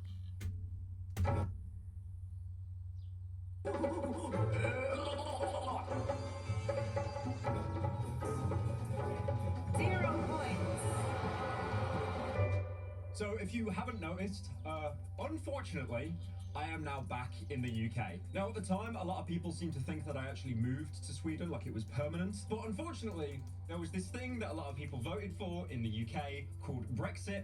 And it basically means if you travel anywhere in Europe from the UK, you are treated like a second-class citizen. The queues to get into the country are longer, people are more stingent, and also at the same time, you can only really spend around 3 months inside of a country. So I did my 3 months, I enjoyed it, I left. Have to wait 3 months before I can do it again. I mean, there are certain cheat codes you can use as well, like getting an Irish passport because Ireland wasn't actually involved in Brexit. But also, and this is just like comedically wrong, I was in Sweden for 3 months. I left, so I didn't get banned for a year, but I can't really go to anywhere in Europe now in the Schengen Islands for around 3 months. So it's not just Sweden, it's pretty much everywhere in Europe. I think the only place that's excluded is Romania. I don't know why anyone would want to go there. I do want to say to anyone that is like a Romanian fan, no hate towards Romania. The only thing I have with the country is anytime I think of it, I immediately get reminded of a dog chasing a bottle until it exploded. I do want to say, by the way, the dog is okay. There was an update afterwards. He was just a little bit stunned. I think there was actually an update video where he was chasing another bottle, like he just didn't learn his lesson. But because at the minute I'm quite sad and I'm reminiscing about my time in Europe, I wanted to talk about Eurovision because oh my god, it was a bit of a mess. So Eurovision is basically a song competition with 26 countries participating. It's called Eurovision, but then you have countries like Israel for some reason. And basically who wins is decided up to the judges, and you can also phone in to vote as well, which you can do 20 times, by the way. They will make sure to remind you every 5 seconds that you can do it 20 times to make as much money out of you as possible. Now, the great thing about Eurovision, it's not even really the songs, it just shows how much everyone hates the UK, because usually, unless there's very hates few the rare UK. exceptions, the UK usually gets 0 points, mostly because of a mix of Brexit, and everyone just hates British people, which to be fair, I do kind of understand that. Now, Eurovision has had some drama surrounding it pretty much. Yeah, to be fair, I can year it kind airs. of I mean, understand for example, that. last year you had Juiced Klein, and he had this performance with these like PS2 kind of aesthetics, and even though he made it into the final round, he actually got disqualified. Now, the producers behind Eurovision were always like kind of They're all referencing an old game called Nitrous Oxide, but they don't know now, it. to the 7 people watching this video that N2O. actually saw Eurovision or watches it every year, this one was pretty mid. There actually was not a single standout song. And I don't mean to rib on the contestants, they all did an amazing job, like some of the pyrotechnics and the lighting and the choreography. It was really good, but the songs themselves were just kind of mid, mostly because they didn't play any Blade. Now, there have been cases before in the past where Eurovision songs actually do break out into the mainstream. Like, for example, back in 1974, you had ABBA do a song called Waterloo, and I mean, come on, everyone knows who ABBA is at this point. To put into comparison, ABBA is basically I Show Speed, but instead of it being for new gens, it's for boomers. Or another example as well, back in 2010, which by the way was 15 years ago now, there was a song called Runaway, and it was performed by the Moldovan candidates, and that actually became, at the time, a pretty big meme. I want to say as well, if any of you watching this remember Epic Sax Guy, you definitely deserve a veteran's discount. Yeah, Epic Sax Guy. The time that KSI dressed up in a gold suit and went around in public playing the saxophone. 36 million views on that video, by the way. Now I'm going to ask you guys a question, you know, to get a little bit of engagement on the video. I want you to comment down below now how many votes you think the UK got for Eurovision. If your answer was 0. the entirety of the PS5 library, you were right. They got nothing. They got 0 votes. Now, they weren't the only ones for a change. Switzerland also got 0 points from the public, but they could actually ride off the jury votes to at least stay in the top 10. Now, to be fair, the UK was really close to winning back in 2022, which was just unreal. We had Sam Ryder perform a song, and we came second. We would have won, but then Ukraine won because of obvious reasons. So the voting process for Eurovision is more rigged than most countries' elections. The votes are basically split into 2. You've got the jury votes, who's basically a small group of people that can actually cast their own votes. And then separately, you also have the public vote, which again, anyone can join in on. And I'm not joking you when I say they basically drip feed these votes. So it's almost like half the show is the performance, the other half people awkwardly waiting around for the votes to be counted. Now, the real shock votes in this competition this year was with Israel and Albania. So they were both ranked 15th and 16th respectively, which isn't really too high. It's not even really the top 10. But then, as soon as the public votes came in, Albania somehow received 173 points, and that instantly pushed them I up love to this 9th song. place. So they're in the top 10 now. That's not winning, but it's still really good. And then Israel said, hold my kipper for a second, and they got 297 points from the call-ins, and that immediately bumped them up to 2nd place. And remember when I said half the show is basically counting the points? They'll start from the bottom country to the top, and this can take, it's literally about an hour, but because Israel was so low in the ranking, their points were actually counted first, so they held onto that 2nd place spot, and if anything, it looks like they were going to win. And then it came down to the tiebreaker. Israel beat out every single country. The last country to be announced was Austria, and oh my god, as you can imagine, Twitter had a field day with that one. So Austria managed to get 178 points, which is nowhere near how many Israel got from the call-ins, but that actually made them the 4th highest in public rankings, which was enough to dethrone Israel. If you listen closely when the winners are announced, you can actually hear Twitter employees in the background celebrating that their servers won't go into absolute meltdown. Now, the Austrian winner, Johannes, I think he did a pretty good performance, and also he looks 2% like Thai-Boy Digital, so I'm happy that Austria won. So apart from all these big happenings, there was also a lot of controversy during the competition as well. One of the songs that raised a lot of eyebrows was from a Maltese entry. Miriana Conte performed a song titled Cat, which obviously sounds a little bit similar to a certain derogatory term, especially if you have an Australian accent, and Australia has been known to perform in Eurovision in the past. And I also doubt that she's a fan of 18th century German idealism. Now, the word cat isn't really a swear word or derogatory, but when you have certain lyrics saying you're serving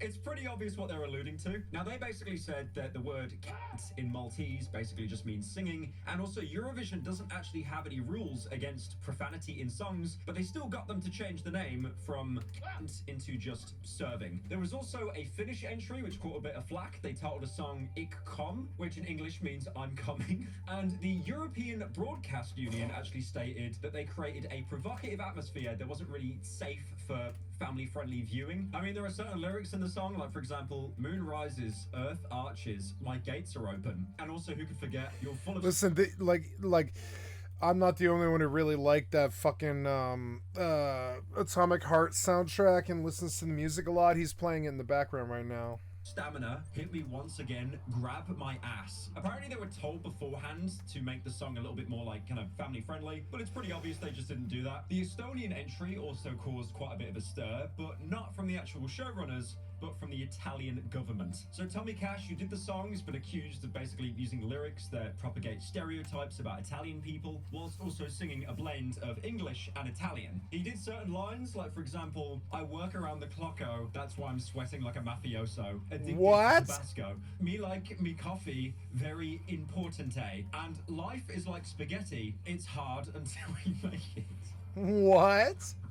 I'm actually not sure what has done worse damage to the Italian people, either this song or The Sopranos. Oh! Now, the Italian government weren't very happy with this stereotype-filled song, even putting out a statement. Indignation has been expressed by numerous citizens whose lyrics contain stereotypes about Italy and Italians, usual cliches of coffee and spaghetti, but above all, the mafia and the ostentation of luxury, which conveys a message of a population tied to organized crime. You also had the Italian senator, Gian Marco, that basically did a campaign on his Instagram to get Cash banned from Eurovision. But although, because as we all know, nothing ever happens, and nothing actually happened. Nothing and of course, happens. the one country everyone was talking about, Israel. Look, I am Nothing not ever gonna happens. go into the Israel-Palestine conflict. I'm someone that... Yeah, as we know, they're starting to make this. He's starting to make this point, and he's right. Nothing ever happens. Like, we can be outraged about all this stuff, but we don't ever do anything about it. We're scared of the instability it'll cause if we go and make a big deal about something. But we don't ever do anything. Lot videos. You could probably just go watch Hassan talk about it, or Ethan Klein. I'm not going to talk about that, okay? I am not, and never will be, a political commentator. I don't have a thesaurus, so I don't know near as many buzzwords for that. And also, I couldn't really debate anyone because I don't have the capacity in my brain to store 500 statistics that I will use randomly to debase your argument. So the main reasons that people had a problem with Israel in Eurovision this year is, first of all, Israel. I don't know how good you guys are at geography. It's not part of Europe. But then again, there have also been other countries that aren't in Europe, but still in Eurovision, like, for example, Australia. Now, one of the reasons that Israel could be in Eurovision is because it is technically part of the EBU, the European Broadcasting Union, and there are also other countries as well that are part of it that aren't actually part of Europe, like for example, Lebanon, Middle East, Algeria, Libya. And then on the other hand, in 2022, Russia was suspended from the EBU, probably because of that whole Ukraine thing. Now, the people working the cameras at Eurovision, especially when Israel were playing, they were doing overtime. They were trying so hard to make sure that it looked like the performance was going really well. But if you see like anyone with a phone filming in the crowd, yeah, there are a lot of unhappy people. Now, apparently as well, the EBU does quite a lot of like semi-dubious things to make the experience look like it's better than it actually is. Like, for example, turning people's microphones off if they're saying something that they shouldn't, or even deploying like fake applause so that people at home think that the crowd is going wild. It just reminds me in Shrek, like when Lord Farquaad's getting married, they're just holding up that sign that says like applause now. Now, even though this was all part of the European Broadcasting Union, individual countries weren't very happy. Like, for example, the Spanish broadcaster RTVE, they basically broke the rules and they refused to show the Israel performance, instead putting on a black screen saying peace and justice for Palestine. There was also promotional material that Israel put out, and apparently that was also brought into question. So obviously each country will advertise their own candidates in hopes of, you know, building up hype and getting you to basically sit on your ass and watch Eurovision and hopefully call in to give them some money. Well, that is, except your own country, because you can never vote for your own country. That's why the UK always gets 0 votes. But these adverts will be placed on YouTube, Instagram, basically any social media platform, and that means that they'll be funded to basically pay for the ad space. But apparently this went directly against the rules of Eurovision, because it even says on their website, any manipulation or attempt to influence the results or the outcome of the ESC is not permitted and will be severely sanctioned in accordance with this code of conduct and ESC rules. God, I feel like I'm reading like the terms of service when you boot up Call of Duty and it just says don't say any slurs. So right here, they've come up, I'm using my right analog stick to holding that down, going all the way to the bottom of the terms and conditions. It then allows me to accept and actually start playing. And then the second one is apparently Eurovision is meant to be politically neutral. Good luck with that one. The ESC is a joyful, non-political event dedicated to celebrating music and culture. You are required to respect this mission by refraining from political promotion or related conduct. But obviously if you have the Israeli government paying for adverts, it's a clear violation of those two things. So what is my takeaway of Eurovision? Mid. It was so painfully mid. And also Play Sweden only came 4th place. Why live? If they had Drain Gang on there, like, we'd be sorted.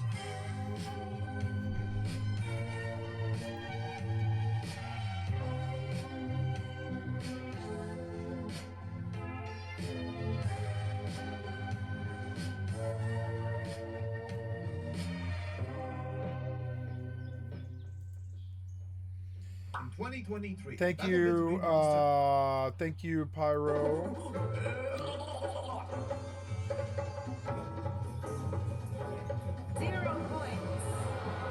0 points. So if you haven't noticed, unfortunately, I am now back in... Okay, thank you. Thank you, Pyro Live, for the excellent content from your stream. I'd like to sub to your channel. In 2023, BattleBit remastered a shameless obvious clone of Battlefield series, plopped onto Steam, and a surprise to everyone, became a massive hit. In fact, it was such a positive and fun release that it beat out the game it was copying, the, at the time, failed and hated Battlefield 2042. Look at me, sure. Look at me, sure. I'm the captain now.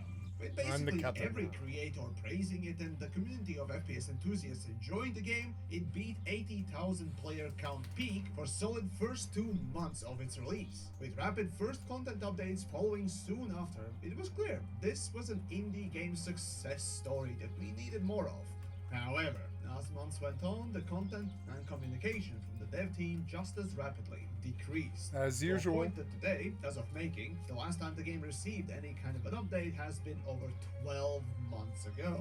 While the last piece of official communication has been over 9 months ago. And the player base has shrunken so badly that you barely can get a full server, and at peak time you maybe get 1,000 players. And while sure, the game is not dead yet, it certainly is scratching that coffin lid if nothing changes. So then, how the hell did BattleBit fail? Now, since my story with BattleBit started well past its prime days of its launch, I thought I could find somebody who was there. Somebody who I've shared a similar passion for Battlefield type game before. my old Planside 2 creator colleague, Kami. Well, g'day there. It's me, your resident Australian FPS gremlin, Cami. Yamex was kind enough to hit me up to help him with this video, but I must admit, this feels a little strange for some reason. Alright, forgot the Aussie treatment. That's much better. Thanks, mate.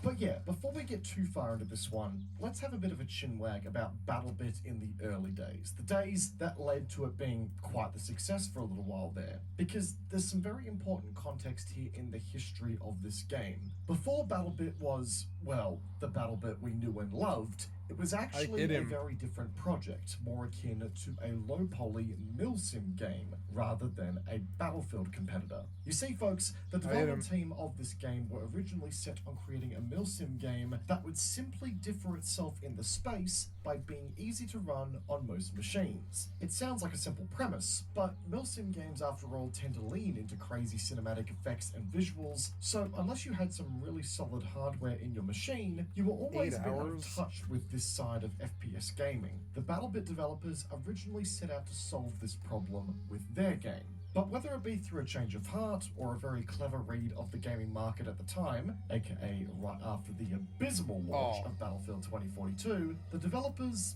pivoted. BattleBit Remastered was turned into a game that, while yes, featured a couple of inspirations from its milsim competitors, was ultimately a Battlefield competitor, a more arcadey, fast-paced shooter that not only embraced the rule of cool, if you will, but also foregoed a realistic design for fun above all else. And well, that was just about the best decision these developers could have made, because when BattleBit Remastered dropped to early access in June 2023, the game's popularity caught on like a wildfire in the gaming community. Word of mouth and insane clips of this little old low-poly Battlefield lookalike had people questioning, do we finally have a good Battlefield game again? And for many, when they got their hands on the game, I think the answer was a resounding yes. Insane customization, punchy gameplay, vehicles, 256 player games, destruction, proximity chat that let you have moments like this.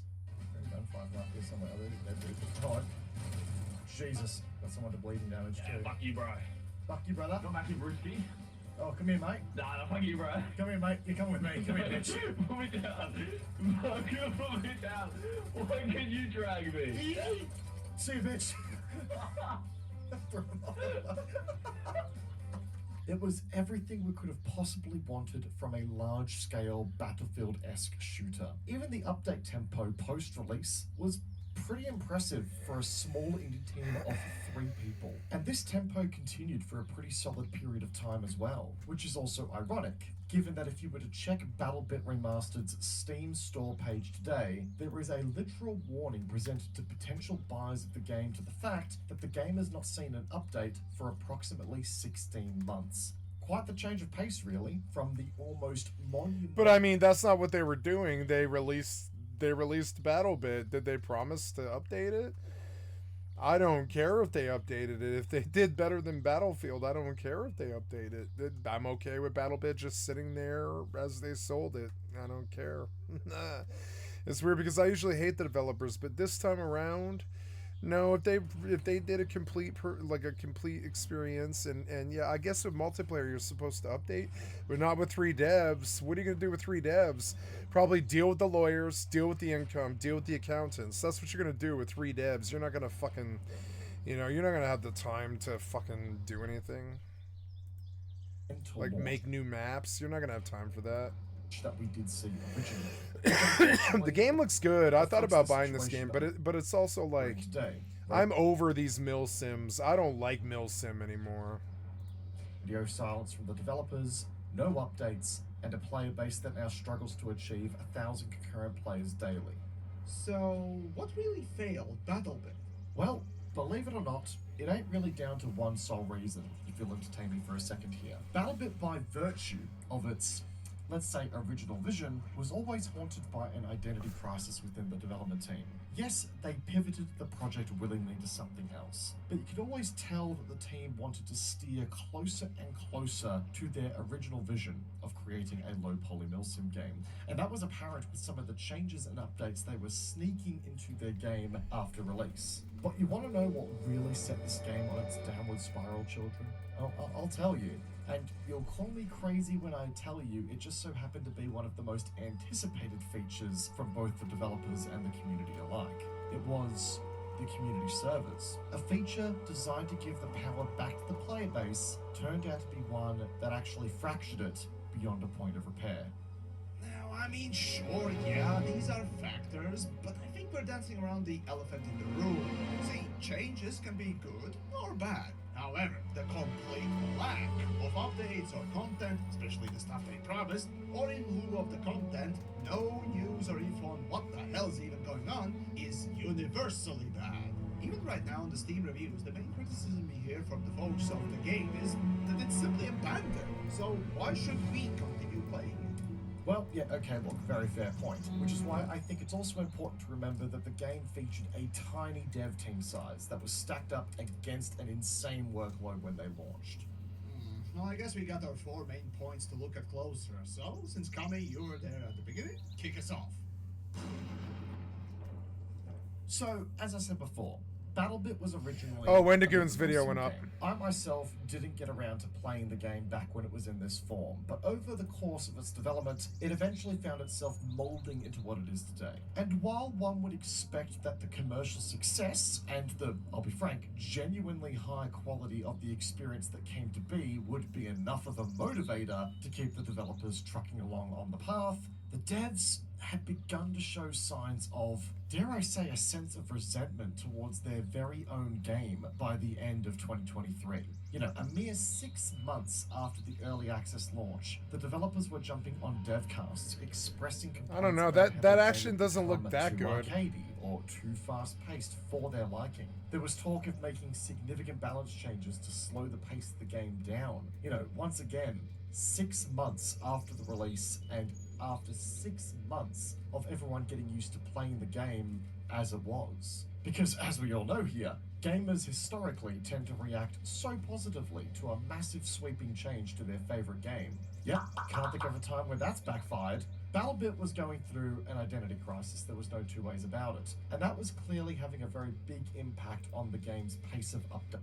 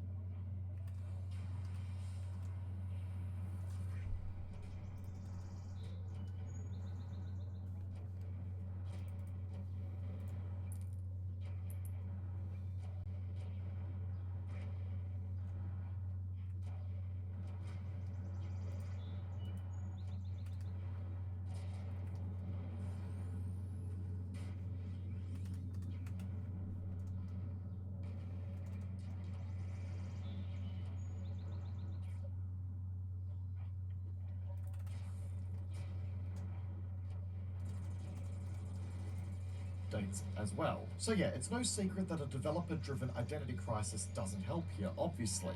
But you know what also doesn't help, folks? Call of Duty Modern Warfare is undeniably one of the most famous video game trilogies to ever exist. Not only was it one of the highest selling games of all time, but I guarantee you, ask anyone who vaguely looks like me or is vaguely my age, they're going to tell you that they played it way too much. And while most of the time Modern Warfare is associated with its multiplayer, that is undeniably one of the most influential multiplayers to ever exist. What I think doesn't get enough recognition is the game's story. And that is exactly what I want to talk about today. We're going to go through the campaigns of Call of Duty Modern Warfare, Call of Duty Modern Warfare 2, and Call of Duty Modern Warfare 3 to see how they hold up. I'm sure there are several of you watching who have never played these games but have heard of figures like Makarov, General Shepard, Ghost, Soap, and Price. And there is a reason that those characters have stood the test of time. Call of Duty is often equated with large action set pieces and mindless violence. And while I wouldn't argue with you on some later entries in the franchise, back in Modern Warfare, there was something special. Not only in its high adrenaline moments and very controversial levels, some of which made national television, but in many instances, I think their characters and set pieces are highly underrated. So I'm going to talk about them. If you've never played these games, I'm going to summarize. I remember and show off their Soap and campaign all that. missions. Fucking Soap. Yeah. For those like me who are all too familiar with the series, we're going to take a walk down memory lane, all the while talking about my favorite and least favorite moments from these games, to see what works, what doesn't, and overall, if they hold up. Now, originally, this video was intended to be twice the length it is now. The original plan was I was going to cover the original Modern Warfare series and then talk about the remake trilogy. But look at the timestamp, so it's happening right now. And I'm sure some of you all would want to see this madness, but honestly, I feel like the original series, especially after breaking down the details for this video, deserves its own time in the spotlight. So we're going to talk about the OG series now, and then after this video's out, I'm going to get to work on the remakes. And if you just groaned at that because you're tired of hearing me talking about video games, look at what I'm wearing. This is clearly important to me. So if you want to hear about high action violence done both right and wrong, and controversial villains, once again, done both right and wrong, then stick around after the ad as we talk about the Call of Duty Modern Warfare trilogy. I'm sure you all know that I've been drinking AG1 pretty consistently for the past couple years, but today I'm here to tell you that I've moved on to something better. And that is AG1 Next Gen. That's right, this video is sponsored by AG1 and their new and improved product. AG1 Next Gen is the latest iteration of AG1 with years of development and research behind it. As you know, AG1 is your one-stop shop for all your daily pre- and probiotics, multivitamins, and multiminerals that allows you to get more energy, gut health, daily nutrients, and immune support supplements out of your day. And now with AG1 Next Gen, they've added 5 clinically studied probiotics with additional vitamins and minerals. And AG1 Next Gen is backed by 4 clinical trials and has been clinically shown to help fill common nutrient gaps and support gut health. But despite this, it's the same easy step at the same easy price. Because as I'm sure most of you know, AG1 just needs 8 to 12 ounces of water and a spoonful of AG1 to start your day off right. Not only is it good for you, but it's a naturally sweet taste that is a great way to start your morning from a health perspective and a enjoyment perspective, I guess. Now to clarify, as always, AG1 is not some kind of miracle drug. You're not going to take it and immediately lose weight and fix all of your problems. But when you're like me and are used to a diet of ramen noodles and leftover pizza every day, then putting the things into your body that your body's been craving does make a huge difference. And if you haven't tried it out before, then now, especially with AG1 Next Gen, there's never been a better time to get in on this offer. That's because if you head to the link in the description at drinkag1.com/Wendigoon or scan the QR code, you will be able to get started with AG1 Next Gen for less than $3 a day when you subscribe. But not only that, you'll also get $76 worth of free extras when you subscribe, including 5 AG1 travel packs, a shaker bottle, a bottle of vitamin D3 and K2, and a metal AG1 canister. They've also updated the design of the travel packs so they're much more sleek and minimal. And while I never really had a problem with the previous travel packs, I can certainly acknowledge that these are a lot better. So again, to get in on AG1 Next Gen for less than $3 a day and to get all of these free goodies, head to the link in the description at drinkag1.com/Wendigoon or scan the QR code to get in on this incredible offer today. Thank you all so much for watching the ad, and thank you so much to AG1 as always for sponsoring the channel. Their link will be in the description, and we are now back to the video. We are going to go ahead and get into it, but as always, thank you for watching. You know, I didn't realize until this moment that wearing green camouflage in front of a green screen is probably a bad idea. But if I become invisible, then that means the camo is working.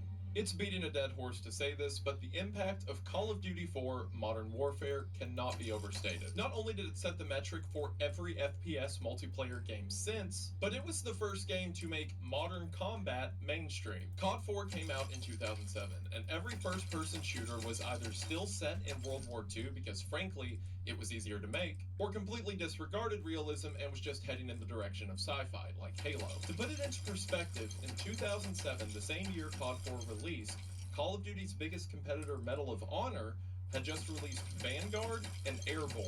Both decent games in their own right, but there's not really a competition as to who became more influential. Now on PC, people who were looking for multiplayer shooters still had some alternatives. 2007 is also the year that Team Fortress 2 released, for example. But in the 2000s, consoles reigned supreme, and growing up when I did, you were either Team Halo or Team Call of Duty. Or both, if you had a lot of friends and your parents liked you. I didn't have a lot of friends, if you couldn't tell. I say all of that to say, to understand the impact this game had, you have to place yourself into the mindset of someone who has never seen anything like this before.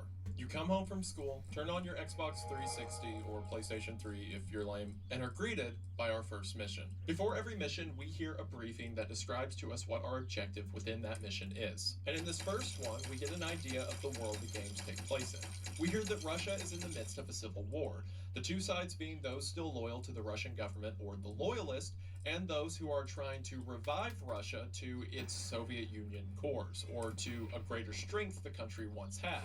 That side being dubbed the ultranationalists. In this briefing, we're told whoever wins this conflict will not only take control of Russia, but Russia's nuclear arsenal of about 15,000 nukes. Or as someone named Price, pretend like you don't know who that is, refers to it as just another day at the office. We're also told that someone named Al-Assad is looking to take control of Saudi Arabia, but more on that later.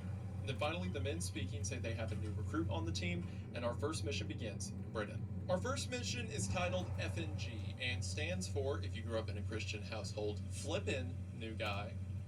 And true to the title, we are a new recruit for the British SAS. The British SAS, or Special Air Service, is one of Britain's special forces. They're recruited out of other military divisions within Britain. So while our player character may not be new to the military or combat, they are new to this team. Which, playing as the new guy, is a great, if stereotypical, opportunity for us to learn the team as well. At the beginning of every mission, and this will be true throughout the series, digital text appears in the bottom corner to tell us about the mission we'll be playing. Things like the mission's title and location, and it's here that we can see the person we're playing as is Sergeant John Soap McTavish. Soap, remember? It's almost weird to say that name out loud, considering how I said it. I said soap before he said it because I remember all of this. It's been, at least to me, because I'm weird. The mission opens in a firing range, and we're told to grab a rifle, and we begin to learn the basics of aiming and shooting. We learn things that have become a meme at this point, like switching to your sidearm is always faster than reloading. All of this is being told to us by another member of the SAS, Gaz. Gaz tells us to knife a watermelon, and then remarks, Nice. Your fruit killing skills are remarkable. Captain Price wants to Wow.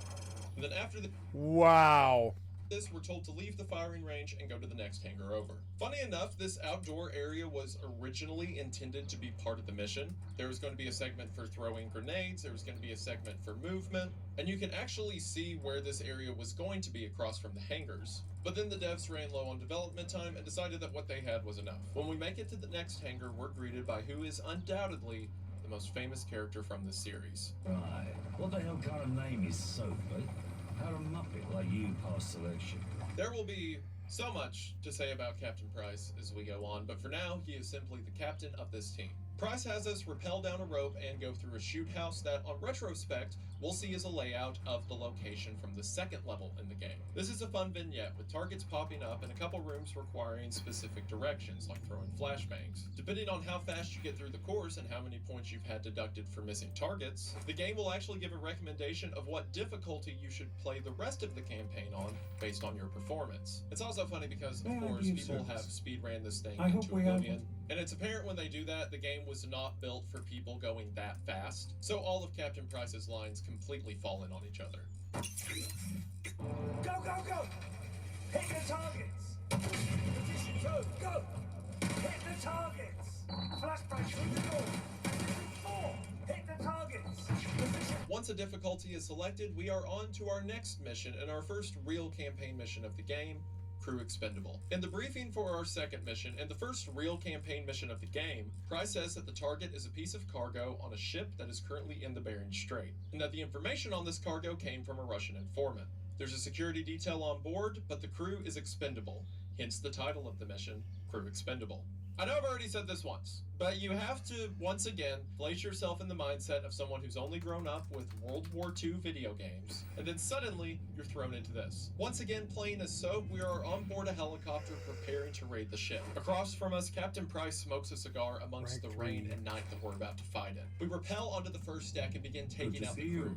The layout the same as the shoot house from FNG. As we make our way to the lower level, the attack becomes more dynamic. Smaller fire teams break out to cover rooms off the flanks of hallways. A drunk crew member stumbles out of his room before he's shot down. Sleeping crewmates are quietly assassinated. We make our way across the deck of the ship, and as we come into our first firefight of the game, it's apparent that this security detail stands no match to the precision of the SAS. Military might immediately settles the score when a helicopter comes through and lasers down all of the targets on the floor above us. It is hard to explain how well this set the stage for a new era of shooters. And I know for a lot of this I've been speaking in generalization. There were games previously that tackled the modern age, a lot of like the Tom Clancy games, for example.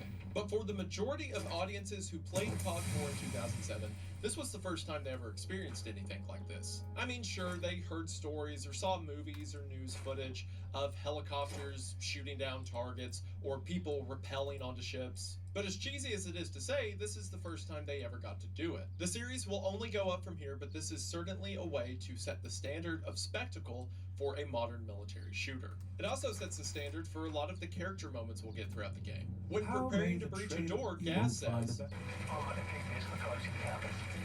which is a reference to the film Aliens, I believe, but most people probably think it just came from this game. As the team fights through the lower decks, they eventually come across the piece of cargo they've been looking for. The writing inside of the cargo containers in Arabic, another connection to the Saudi Arabian plotline mentioned earlier, and at the same time the team is told that there are fast-moving jets on the way. So Soap grabs the manifest, and as they begin to make their way out, the ship is suddenly hit with missiles. Price radios the helicopter to tell them they're on their way up and pulls Soap off the ground.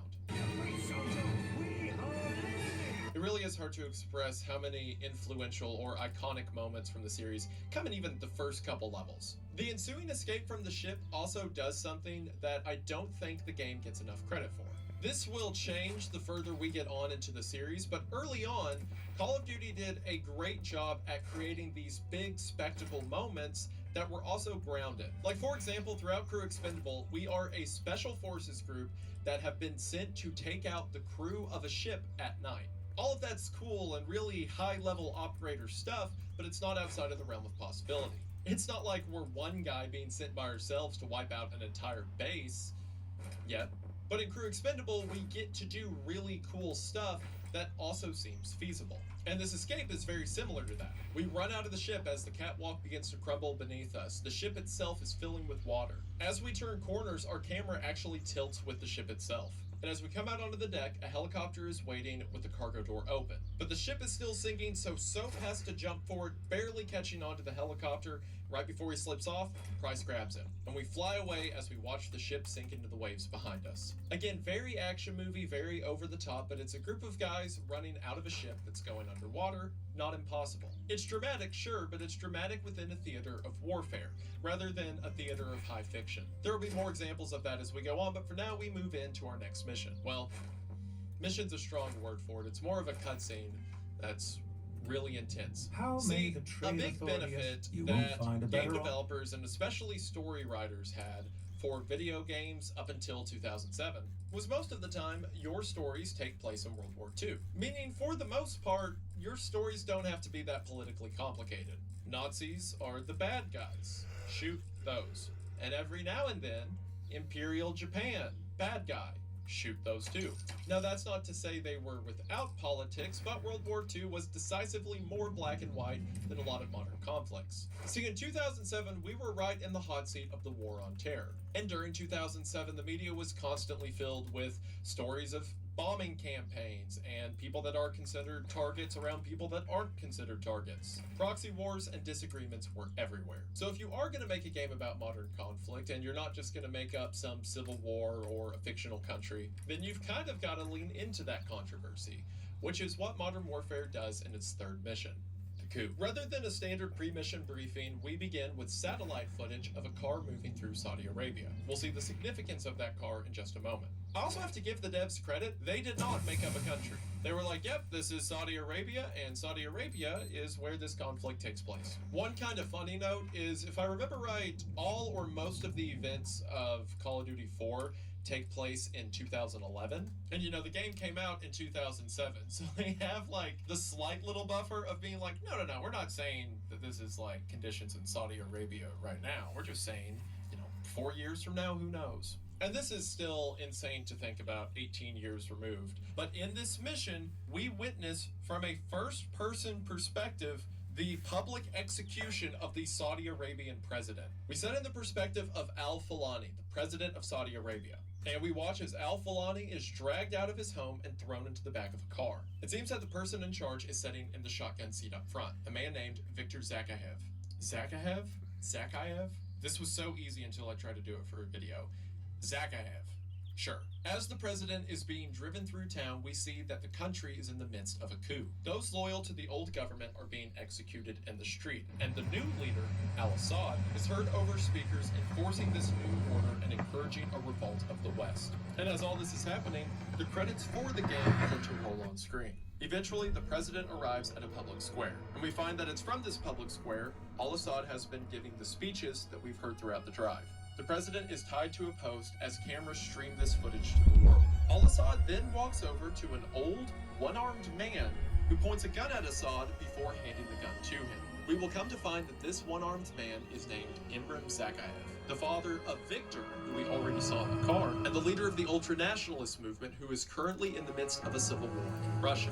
More on him later. Al-Assad takes the gun, walks over to the president, and executes him while the world watches. If Crew Expendables set the stage for the action and gameplay that we'd see from the series, then the coup certainly set the tone politically. Again, if you didn't grow up in the games, then a lot of the impact of this is probably lost, because this is pretty typical of any modern setting shooter, right? But again, when it came out, this was a pretty big deal. Sure, they would make up an antagonist, but they would use real-world settings and real-world scenarios to get that antagonist across. And compared to where the series would go from here, this is a drop in the 5-gallon size bucket of controversy the series had in store. But if the previous level had caught your attention, then this one certainly grabbed it. And it prepares the stage for a game series set in a world on the brink of war. And with that, we move into our next mission, Blackout. I have got to take this helmet off. It was really cool and all, but these helmets are kind of heavy. Expensive. And I don't want to do this for the next 10 hours. No. I really hope this isn't 10 hours, but we'll see. Well, now this feels too minimal. I feel like a nerd. As if the helmet is what was stopping that. That is much better. You know those plate carriers weigh like a ton, right? Now I've got a baseball hat, like Gaz.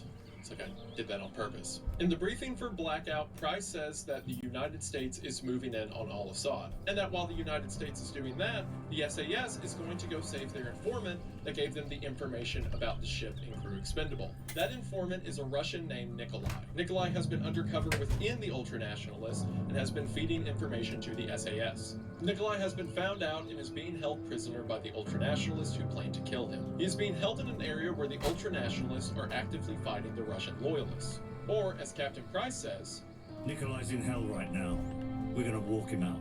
We then load into another nighttime mission. It's also worth mentioning now how well Call of Duty takes advantage of the weapons of the time. See, a lot of people like myself who grew up with these games were just used to World War II weaponry before this, using a Garand or a Thompson over and over again. Not that those aren't cool or anything, but there are so many other options within Modern Warfare. For example, the designation on the M4 you start this mission with is SOPMOD, which SOPMOD is a military program to kit out rifles for different mission sets. And in the game we can see that our rifle has a suppressor, a red dot, an IR laser, which I will mention some of the choices within the game as to what attachments they let you have are kind of strange. Like, for example, with the red dots, they use like a basic airsoft open emitter red dot design, and they probably would have been better served just putting like an aim point in the game. And even some of the choices around attachments are weird. Like for example, they have an EOTech or a holographic sight in the game.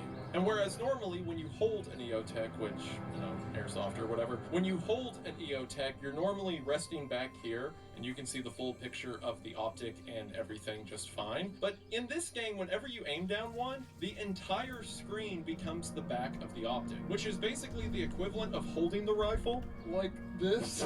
It's like you're setting it over your shoulder and just like shoving it into your eye socket, which I don't know about you, but this seems suboptimal. But even beyond that, some of the choices of when you get to use weapons is weird. Like in this mission, you have claymores, which are essentially motion-activated explosives. And when you encounter your first group of enemies, Price tells you you can set down a claymore so that the ultranationalists walk into it. But keep in mind, you are covertly sneaking into the edges of a battle. So maybe don't use explosives? I know it's a thing in video games and movies and stuff like that, that suppressors are always whispered quiet, and they're not in real life, but I can suspend my disbelief. Sure, I'm using a suppressor, I get to shoot things quietly. That's just a video gameism, whatever. But surely if I'm willing to give you that, you've got to give me that explosives are loud. Even like I mentioned earlier, the M4 you start with has a grenade launcher. It's like, okay guys, remember, we have the element of surprise on our side. Anyway, the team eventually meets up with a Russian loyalist named Kamarov. Kamarov wants the SAS to support his loyalists in the battle, but the SAS, or Captain Price, say they're there for Nikolai. Price also says that Kamarov owes him, implying that the two have a sordid history. So the team helps Kamarov eliminate ultranationalists on the outskirts of the battle, as we provide support with a suppressed M21. It's also in moments like these that the remaster really shines through, because other than, of course, graphically, things like the sound design of this game, I understand it was in 2007, but a suppressed 308 that sounds like this leaves a lot to be desired. After helping Kamarov a few times, he tries to get the SAS to continue to help when Price gives Gaz the go-ahead to shut Kamarov up. At which point Kamarov tells us that Nikolai is being held in a building on the outskirts of town. We fight our way over to the building and get the first night vision segment of the series. Which, if you couldn't tell from, this, as well as, my channel logo, I think that night vision's pretty cool. And like many other people, this was my first introduction to it. When we get to the house that's holding Nikolai, Price cuts the power, and Soap and Gaz make their way in. Again, similar to the stuff I talked about in Crew Expendable, sure, the things we see in the house are dramatic, but they're within a realm of possibility. We see ultranationalists scared, tapping the wall because they can't see what's right in front of them. A few are confused and testing the light switch. Some cower in corners, and throughout all of this, we move through taking them out like a ghost. While night vision doesn't work to that degree, at least the old PVS-7s from 2007 probably didn't, it is certainly a force multiplier and lets you see people a lot quicker than they can see you. This combined with the IR laser on the gun gives us an invisible lightsaber that points directly at our target. It's one of the superpowers of modern warfare, along with things like air support that the series takes great advantage of. Eventually we find the room where Nikolai is being held, and after we kill an ultranationalist holding a flashlight, the flashlight falls and reveals Nikolai lying on the ground. He says he can still fight, and as the team exfils through a helicopter right outside, Nikolai asks if the American attack on Al-Assad has began, and when Price says it has, Nikolai says it's a huge mistake because they'll never take Al-Assad alive. This mission not only lets us see more cool dynamics out of the SAS and give us character intros like Nikolai that are pretty memorable, but also shows us more tools and proficiency out of operators like Captain Price and the SAS. But then in our next mission, we move into something that I think the first and second Modern Warfare games don't get enough credit for. And that is the way they play the contrast between two kinds of warfare. We got elements of that in previous Call of Duty campaigns. We would bounce between an American campaign and a Russian campaign or a British campaign. But most of the time, with some exceptions, it was two instances of a line of soldiers pushing into another line of soldiers. But in Modern Warfare, battle lines aren't that clear. So while sure, in the Call of Duty Modern Warfare campaigns, we jump back and forth between two different scenarios. And similar to previous Call of Duty titles, they give us two different perspectives and narratives set within the same war. But here in COD 4, we see two different approaches to warfare altogether. We have the British SAS, a special forces unit that is deployed like a scalpel. They are proficient and precise and given equipment to get the job done quickly and quietly. Well, in our next mission, we see the other side of that spectrum. the American war machine. When Charlie Don't Surf opens, we're in a helicopter among a fleet of helicopters making their way into Saudi Arabia. Through this level, we see the massive scope of warfare. We see tanks, we see soldiers rappelling from helicopters, we see people setting up road blockades, chaotic gunfights crossing over one another, all from the perspective of a United States Marine named Sergeant Jackson. If the SAS are a scalpel, then the Marines in this game are a hammer. They've completely shut down the city and are going house to house looking for Al-Assad, and along the way getting into gunfights with his supporters, the Op-4.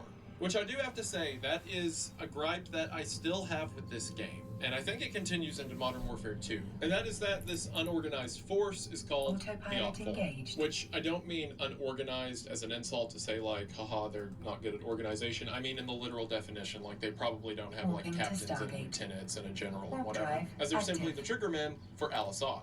The reason I don't like that they're called the Op-4 is because Op-4 is a term within military exercises that means opposing forces. So say you're training in a war game where there's hostiles you have to take out or are looking for you. Well, those hostiles would be called the Op-4 because they are the opposing forces you're going up against. So when naming the enemies for this game, they called them opposing forces. Like, I don't know, what are we going to cause the people who oppose with force? And then someone in the office was like, I got an idea. Like, I don't know, you made up a name for Al-Assad, just make up a name for them too. This really doesn't matter, but it matters to me. Our team within the Marines is being led by Lieutenant Vasquez. And as Vasquez and his men are clearing houses, Al-Assad's speech plays on TVs around town. So the Marines believe that Al-Assad is held up in the TV station on the outskirts of town and begin to fight their way over to him. One thing Call of Duty has done since their first games is every Allied soldier you point your crosshairs at will have a name. Even if it's someone with no dialogue who's completely disposable, a private or specialist or sergeant identification will pop up, which is a nice touch and goes to make engagements feel more legitimate. That being said, whereas when you're playing in the SAS and everyone in the team has a name and most of them have like mission specific dialogue, in the Marine campaign they really are just cannon fodder. Anytime one of them gets killed, another one with a slightly different name will just run up and take their spot from behind lines. One of those touches that looks good initially but kind of loses its luster if you stare for too long. That being said, all the NPCs look good, the gunfights feel good, even if realistically you're moving through a predetermined path and you're really the only one who can advance the level. All of the noise surrounding you does a good job at making you feel like a piece in a much larger war front. I will also add here that once again I played through all of these games on veteran in preparation for this video because I hate myself. And hello, I'm not wearing pants. They don't know that though. I'm making a video about Call of Duty. Are you disappointed? Okay. Yes. just you coming home from work, me pantsless in camo, talking to myself. Nate's listening to all of this. He'll be editing. Nate, what degeneracy? Nate, when we went home for Christmas, one of his friends gave him a purple gun and a bag of salt and vinegar Lay's. It's been sitting over here, and I told him 2 months ago, you need to get rid of this because it's gonna get bugs. He gave him a purple gun as a joke, and he wrapped it in a bag of half-eaten salt and vinegar Lay's. And I told Isaiah 2 months ago, can you please throw those away because it's gonna get bugs. It's a Taurus with 2 flashlights. Look at that, it's covered in like chips and stuff. As I was saying, when you're playing this mission on veteran, all of the cars you come across will explode a lot. It probably happens all the time, but you don't notice it until you have to slow down. And it was the bane of my existence. I don't know how many times I died, but it felt like forever. That's because, as most of you probably know, the biggest thing that happens in any Call of Duty campaign when you play on a high difficulty is grenade spam. That's because the higher difficulty you play on, the better the enemy is at knowing where you are, shooting at you, or getting you to change position. And because you die pretty quick, you have to take cover a lot. And if you're in cover, that means the enemy can't directly shoot at you. But what they can do is throw grenades at you. So everything just explodes all of the time. It's really fun and definitely not aneurysm inducing. Also, while I'm dying over and over to grenades, it's probably a good time to mention the Call of Duty death screens. So this is something that I think began here in COD 4, but has continued to my knowledge in every Call of Duty campaign since. Or at least every Modern Warfare campaign since. And that's when you die, a quote appears on screen. Now, sometimes these quotes will just be a fact, like the cost of a single Javelin missile, or the cost of a B-2 bomber. Or sometimes there'll be a sarcastic or humorous quote about warfare from someone like Mark Twain. But other times, they'll throw in quotes that are kind of profound. At least, you know, the quote itself was profound, not necessarily their inclusion in a Call of Duty death screen that you immediately revive from. I mean, maybe if you died and then a quote appeared on screen and you can't play the game anymore, that's kind of profound. But sometimes it'll be a quote about good men dying in war, or about the travesty of war in general. There's even a few I remember that I was first introduced to while playing Call of Duty. Like, for example, the Albert Einstein quote, "I know not what weapons World War III will be fought with, but I know that World War IV will be fought with sticks and stones." Or this quote from Voltaire that says, "It is lamentable that to be a good patriot, one must become the enemy of the rest of mankind." Robert E. Lee's quote, "It is well that war is so terrible, or we should get too fond of it." Or this quote by Bertrand Russell, "War does not determine who is right, only who is left." I feel conflicted about their inclusion in the games. Sometimes you just learn a fun fact, like, wow, I didn't know that a B-2 cost literally billions of dollars. That's real, by the way, look it up. Imagine how that pilot felt when he crashed one, like a year or two ago. More money than any of us will ever see in our life, right there, in pieces, on a runway. And I'm happy they're in the game, if for no other reason than the fact that my first exposure to a lot of these quotes was when I was a kid playing Call of Duty. But sometimes they feel weirdly out of place. Like maybe if you save some of the more dramatic or heavy quotes for climactic moments in the game, or dramatic deaths that the player can run into. Because a lot of these quotes lose their gravity after you've been blown up by the same car for the 8th time in a row. Again, it's not that I think Never mind, they're I a do bad like it. inclusion. I just wish they were implemented with a bit more strategy, rather than just all of them being thrown out in a random selector at any moment. But it is another implementation of the developer's determination, albeit successful or not, to stick with the themes of the game. Hey, we're going to talk about warfare. We're going to talk about coups in Middle Eastern countries. We're going to talk about civil wars in countries that have tenuous relationships with the United States. Here's real quotes from history from themes we are trying to express in this game. And I have to give respect for that regardless of how successful I think it came out. It's certainly something the devs didn't have to put in the game, but overall I'm glad they're there. It proves that also they're worth deep. mentioning here, since I kind of brought up the idea of the devs committing to the controversy of these games, that while yes, a lot of the aesthetics they're using are controversial, like Americans raiding homes in the Middle East, they have created a villain and conflict that is much more black and white compared to the real-world counterparts of that setting. Al-Assad, for example, in the game was the former military leader of Saudi Arabia. He, once again, executes the president on live TV, and then launches into a full dictatorship of the country with the eventual goal of destroying the West, with nuclear weapons that he is trying to procure from the ultranationalists who are trying to take them from Russia, by, you know, taking over Russia. That is a target you're not going to hear a lot of complaints about. Or the ultranationalists, for example. We haven't seen a lot of them or their leaders yet, but they're called the ultranationalists for a reason. They believe in Russian supremacy and dominance overall. And as we're going to see throughout these games, there is no body count too high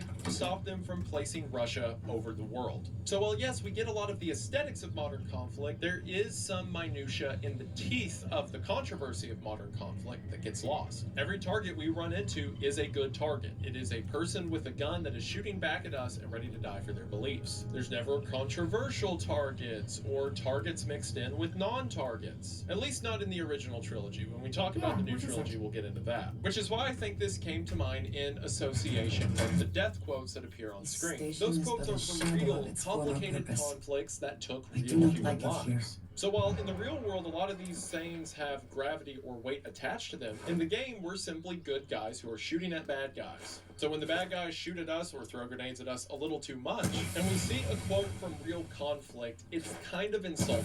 Not insulting in a way that I'm invented, but insulting to the nature of warfare. When we see quotes about how warfare is awful and how the winner determines history, it feels weird to compare that to a game where the lines are so black and white and ultimately the gameplay's fun. Something that the quotes keep emphasizing should not be the case.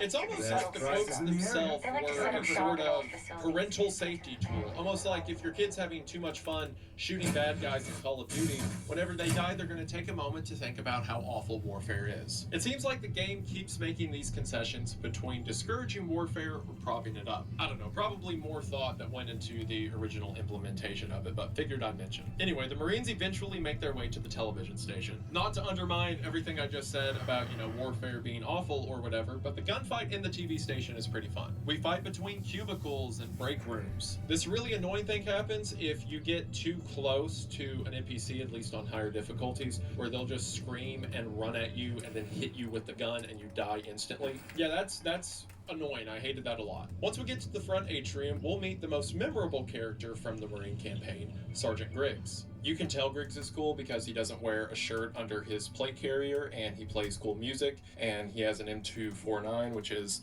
a cool gun, and he's the only named survivor when all of the Marines die tragically later, but we'll get to that. Eventually, the Marines make their way into the recording room of the TV station, only to find that the broadcast of Al-Assad has been pre-recorded. As the Marines say that Al-Assad is long gone and they need to find him, the mission ends. Similar to how Crew Expendable and Blackout gave us a really good look at the SAS side of things, Charlie Don't Surf gives us a great introduction to the Marine side of things. Large forces of troops hitting with all the firepower they've got, and the assault on the TV station makes a great vignette for their opening mission, but not as good as their next mission, the Bog. In the briefing for the Bog, we're told that during the assault towards Al-Assad, a tank with the designation War Pig has been disabled and the crew are now under fire. So Vasquez and his team of Marines go to rescue the tank crew. I like this mission because despite the grand theater that the game is taking place in, our mission here is to simply rescue a tank crew. It uses the spectacle of war to tell stories of individual soldiers, and I like that. Also, something about the beginning of this mission feels really good. How you're thrown right into Sergeant Jackson's perspective as everyone is already running towards the gunfire. While clearing the building, if you throw down your night vision, you can see not only your own IR laser, but the IR lasers of every other Marine. As mentioned earlier, IR lasers, or infrared lasers, exist on the invisible spectrum and can only be seen through night vision. So it would make sense that all the other Marines that are I'm also dead! night vision would have I'm them. fucking So it's just a dead! nice little Son of a attention to detail. bitch. We come to one section where Come tanks are attacking us from on. an overpass, and we have to pick up a dead soldier's javelin launcher to take them out. Javelin missiles are another really cool I don't think it matters because because I get it back so quick, but a lot of yeah. people probably weren't familiar with until they played this game. Javelin missiles lock on to a specific target or location before the missile gets lunged out of the tube, shoots straight up into the air, and then comes down on their target like a mortar or javelin. I think the sheep went away. Again, another one of those modern superpowers the game makes use of. When we get to the War Pig, they are under heavy fire. So the Marines help clear out the enemies, take out an anti-aircraft gun, allowing 2 Cobra helicopters to come in and provide air support. Again, another moment demonstrating the power of the war machine. After this, everyone regroups at the tank and Vasquez lays out their defensive positions. I like the small note that he drew out the defensive positions on the tank itself, and the Marines hunker down while they wait for the tank to get moving again, and the mission ends. It's after this we cut back to the SAS right after they rescued Nikolai. As the helicopter is flying away, they're hit with a missile. The helicopter goes down and we see Price pulling Soap out of the wreckage. The only survivors of the crash were Price, Soap, Gaz, and Nikolai. So the 4 of them have to make their way to their exfil point on foot. As mentioned with Blackout, the team is still in Western Russia, deep in ultranationalist territory. So we get our first stealth segment of the game, and it feels pretty good. Dodging convoys of trucks, synchronized takedowns. The ultranationalists seem desperate to find us. And at one point, we find them harassing a farmer in the middle of the night to see if he has any information. Price says to shoot them before they kill the old man. And sure enough, if you do nothing here, they will straight up kill the old dude. It's during these gunfights we also run into our first dog encounters of the game, which if you don't shoot the attack dogs before they get to you, they'll send you into an animation where they jump on top of you, and if you don't do the quick time event fast enough to break their neck, the dog will straight up rip out your throat and instant kill you. That's also a really fun way to die on Veteran. Ask me how I know. Speaking of dying in this mission on Veteran, there's this one part in the level near the end of it where a helicopter is attacking you, and anytime you come into the spotlight of it, it shoots at you. And on Veteran, it kills you really quick. And there's this one part where you have to run from like a house to a barn that has a missile in it, a Stinger missile, to take down the helicopter. And I was writing notes for these levels when I was playing the game at like 3 in the morning, and I don't know how many times I died to that helicopter, but I wrote down in my notes, stupid chopper, good missile. So I probably died to it a lot. Again, in this mission, it's always fun to see the SAS operate, how despite being a small team behind enemy lines, they have a precision that allows them to stay together. Again, dramatic, but not impossible. I will say one pet peeve of mine, not just in Call of Duty or this game, but in video games in general, is when a game has optional stealth segments mixed in with mandatory loud gunfight segments. Like, for example, in this level, there's a couple of moments where you can be silent and move by unseen, or you can go loud to make a more dramatic gunfight. So then if you're like me and you're trying to play it stealthy and you get to one of the parts where you have to go loud, it can be hard to tell if I did something wrong or if this is just mandatory. Not the end of the world, but like I said, a pet peeve. It's mentioned throughout the level that an AC-130 will be arriving to support. Now at the end of the mission, it arrives, and support it does, as it completely obliterates everything in the team's path. It's here that the mission ends, and in the next mission, Death from Above, we play as that AC-130. Death from Above is one of the most iconic levels in Call of Duty ever. That thing I was talking about earlier, how a lot of people had seen weapons or tactics for modern conflict but had never got to use them in a game before, well, the AC-130 level is the thesis of that. Most people who played the game had probably seen footage or pictures of thermal cameras from a gunship looking down at the battlefield. Considering the power of the cannons and turrets on an AC-130, there's something strange about how much destruction is brought from through a TV monitor. And this mission puts you in the role of that camera operator. And you know, going back and playing through a lot of these missions in 2025, they certainly lose a lot of their luster. The graphics aren't as good. A lot of the things that were new in COD 4, I've seen Just a couple suck dozen now. times in other Yeah. games I've played since. But even now, going back and playing this level for Call of Duty 4 feels really cool. The view from the AC-130 as the plane orbits the battlefield, switching between different guns and thermal imaging. Something all of the Modern Warfare games do really well is their radio chatter, like how authentic communication between people on the ground to Overwatch to command elements. It all feels really genuine, and that's on full display here, because we are in the AC-130 hearing Price and his team explain what they need on the ground, and then reporting all of that back to high command. And also just for the setting, the mission feels really authentic. Because it's in an area mixed in with civilians, we have to wait for positive ID on targets. We can't fire on buildings until we see gunfire coming from them, then we're allowed to level it.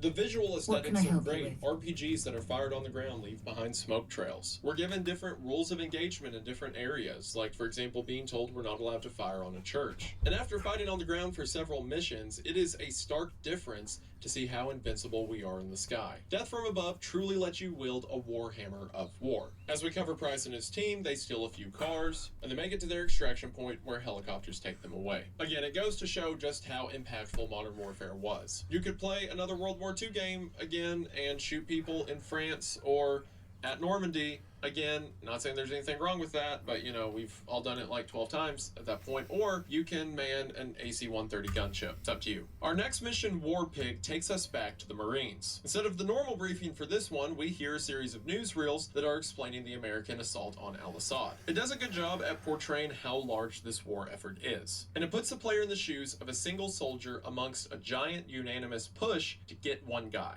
And when we load in, we are at the site of the War Pig from the Bog, only now up and running and ready to fight. Other than the overall setting that's happening around Jackson and Vasquez, this mission is pretty paint by numbers. It's us pushing through Al-Assad's men, or the OPFOR, again, an annoying name, as we provide cover for the tank to move up, and then vice versa. It is a nice touch that the tank crew we saved in the Bog is now the ones that allow us to have so much firepower in this level. But I will say what's not nice, and again, I think this is a veteran thing, not like I'm a veteran, I mean the difficulty I chose was veteran, but a bunch of the OPFOR NPCs have rocket launchers or RPGs in order to blow up the tank, because again, one of the objectives in this mission is to protect the tank. And while I think, if memory serves, that works just fine on other difficulties, on veteran, they're much more interested in you than they are the tank. So playing this mission, you will explode a lot, constantly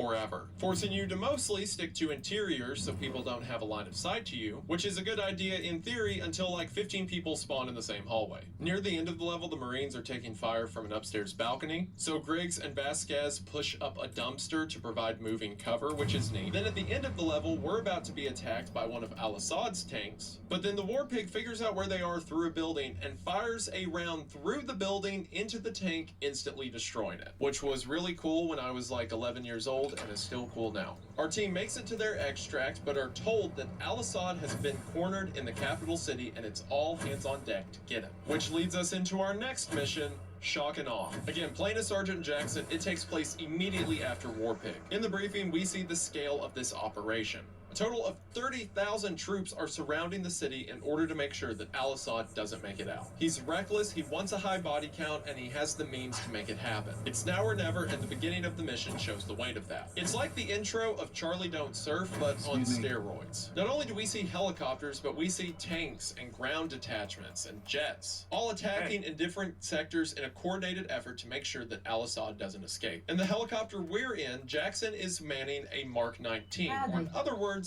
a fully automatic belt-fed grenade launcher. This mission showcases the war machine at full force and nigh unstoppable. After a couple skirmishes, our team is sent to rescue a ground team who's been held up on the outskirts of the city. After we make our way over to them in order for them to extract, we're told that the Navy SEALs have made it into Al-Assad's palace, and that Al-Assad is not there, but in his place is a nuke. One of the nuclear weapons that was hinted about in the beginning of the game, weapons that the ultra-nationalists were getting access to, made its way into the hands of Al-Assad, undoubtedly by Imran Zakhaev. So the objective changes immediately. There is no longer the guy here that we're trying to take out, but there is a nuke that has the capability to destroy the city and everyone in it. So all American forces begin to evac, but as we're on our way out, the Cobra pilot that's been giving us assistance up until this point gets shot down. Through the radio, we hear that one of the two pilots is still alive, but under heavy gunfire. Vasquez asks to go get them out, and the following exchange takes place. You will not be at a safe distance in the event that nuke goes off. Do you understand? To me, small vignettes like this, yes, the SAS and Captain Price and Soap and all of that, they're cool, I get it. But little moments like this are what make up the best moments of Call of Duty for me. If you're gonna have all this high action and you're gonna have our characters fighting from behind the turrets of military might, then the thing that makes me care about them, other than just boots on the ground, is sure showcasing character dynamics and relationships, but especially bravery. It adds weight to a lot of the conflicts we take part in. It makes me care about the characters just a little bit more. Sure enough, Vasquez and his team drop on the ground, and we have a timer to go rescue the downed pilot before it's too late. After we pull the Cobra pilot out of the helicopter and bring them back to our helicopter, we take off and begin to make our way out of the city along with the rest of the American forces. Till suddenly, the unthinkable happens. I repeat.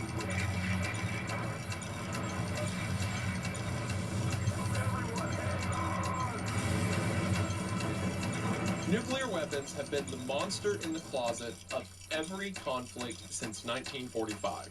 For all of human history, only 2 nuclear weapons have ever been used in conflict, yet it has Hiroshima, decided the course of history Nagasaki. ever since. We have spent this entire mission, the entire Marine campaign up until this point, showcasing how unbeatable a military superpower is, only to watch it be eviscerated in a flash. If you're going to make a game about the beast of war power, then you have to show the monster that the beast is always afraid of. And then if that wasn't enough, the next mission, Aftermath, is like the coup earlier in the game in that it's mostly a cutscene, but it's a cutscene of Sergeant Jackson dying in the aftermath of the nuke. From our first-person perspective, we see Jackson crawl out of the downed helicopter in the fallout of the nuclear weapon.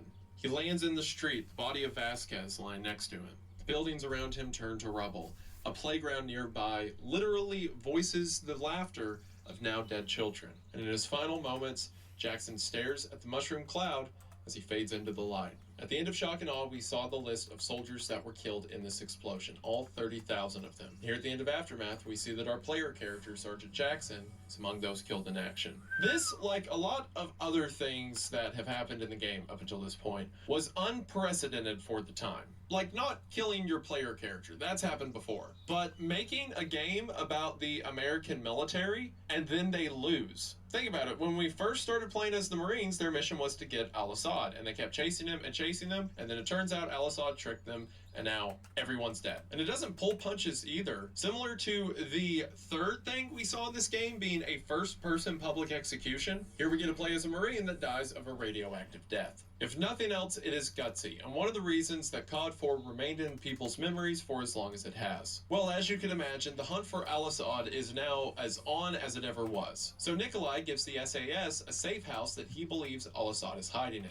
So we switch back to the SAS as they go in for the kill in the next mission, Safe House. Price and his team once again link up with Kamarov, who helps them assault the compound. It's a fun dynamic here. Effectively, there's 3 buildings and you can choose to clear them out in any order you wish. Sometimes on harder difficulties, again, ask me how I know, it can be frustrating to take fire from one of these buildings as you're trying to clear out another one. But between the SAS and all of Kamarov's guys, as long as you get far enough into an encounter, normally your friendlies will come up with enough force to take out the enemy. A lot of people probably don't know this, but Al-Assad will always be in the last house you check. Now, 3 of these houses are very close together, and there is a barn way out at the edge of the map. So typically, because you start by the 3 houses, most people just clear those 3 and then go to the barn, and that's always where they find Al-Assad. But if you want to play it differently for whatever reason, you can start at the barn out there, and then again, whichever one is the last one you check out, that's where he'll be. His guards are killed, and Price takes him alive.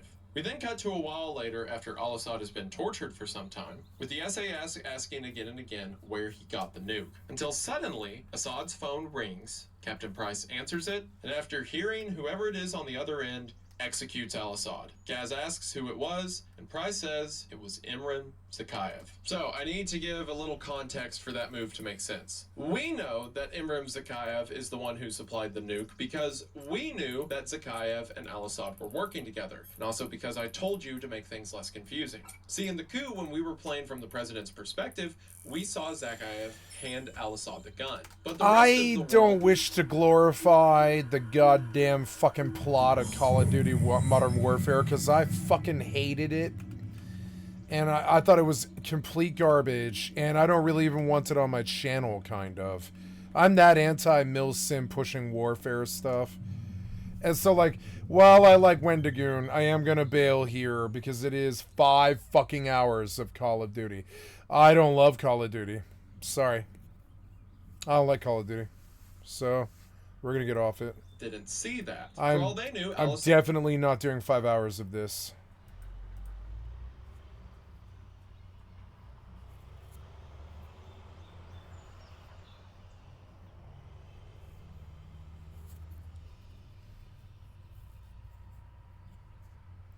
Tom York is a fence-sitting coward. Let's listen to that one.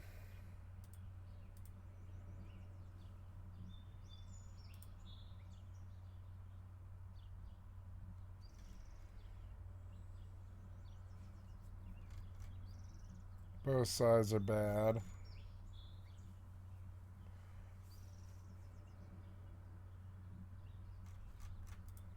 Israel has finally lost Radiohead's very own Tom York. Now, of course, Tom York still had a incredibly middle-of-the-road take on it, but it's an indication that the tide shift is here. As you guys know, Radiohead has been getting railed for being Zionist, for performing in Israel, and also for not really saying anything about Palestinians. Tom York is the frontman for Radiohead, and he finally came out with I don't understand some guy shouting at why. Do you understand what kind of pressure this band is under? Do you understand? It's pressure, right?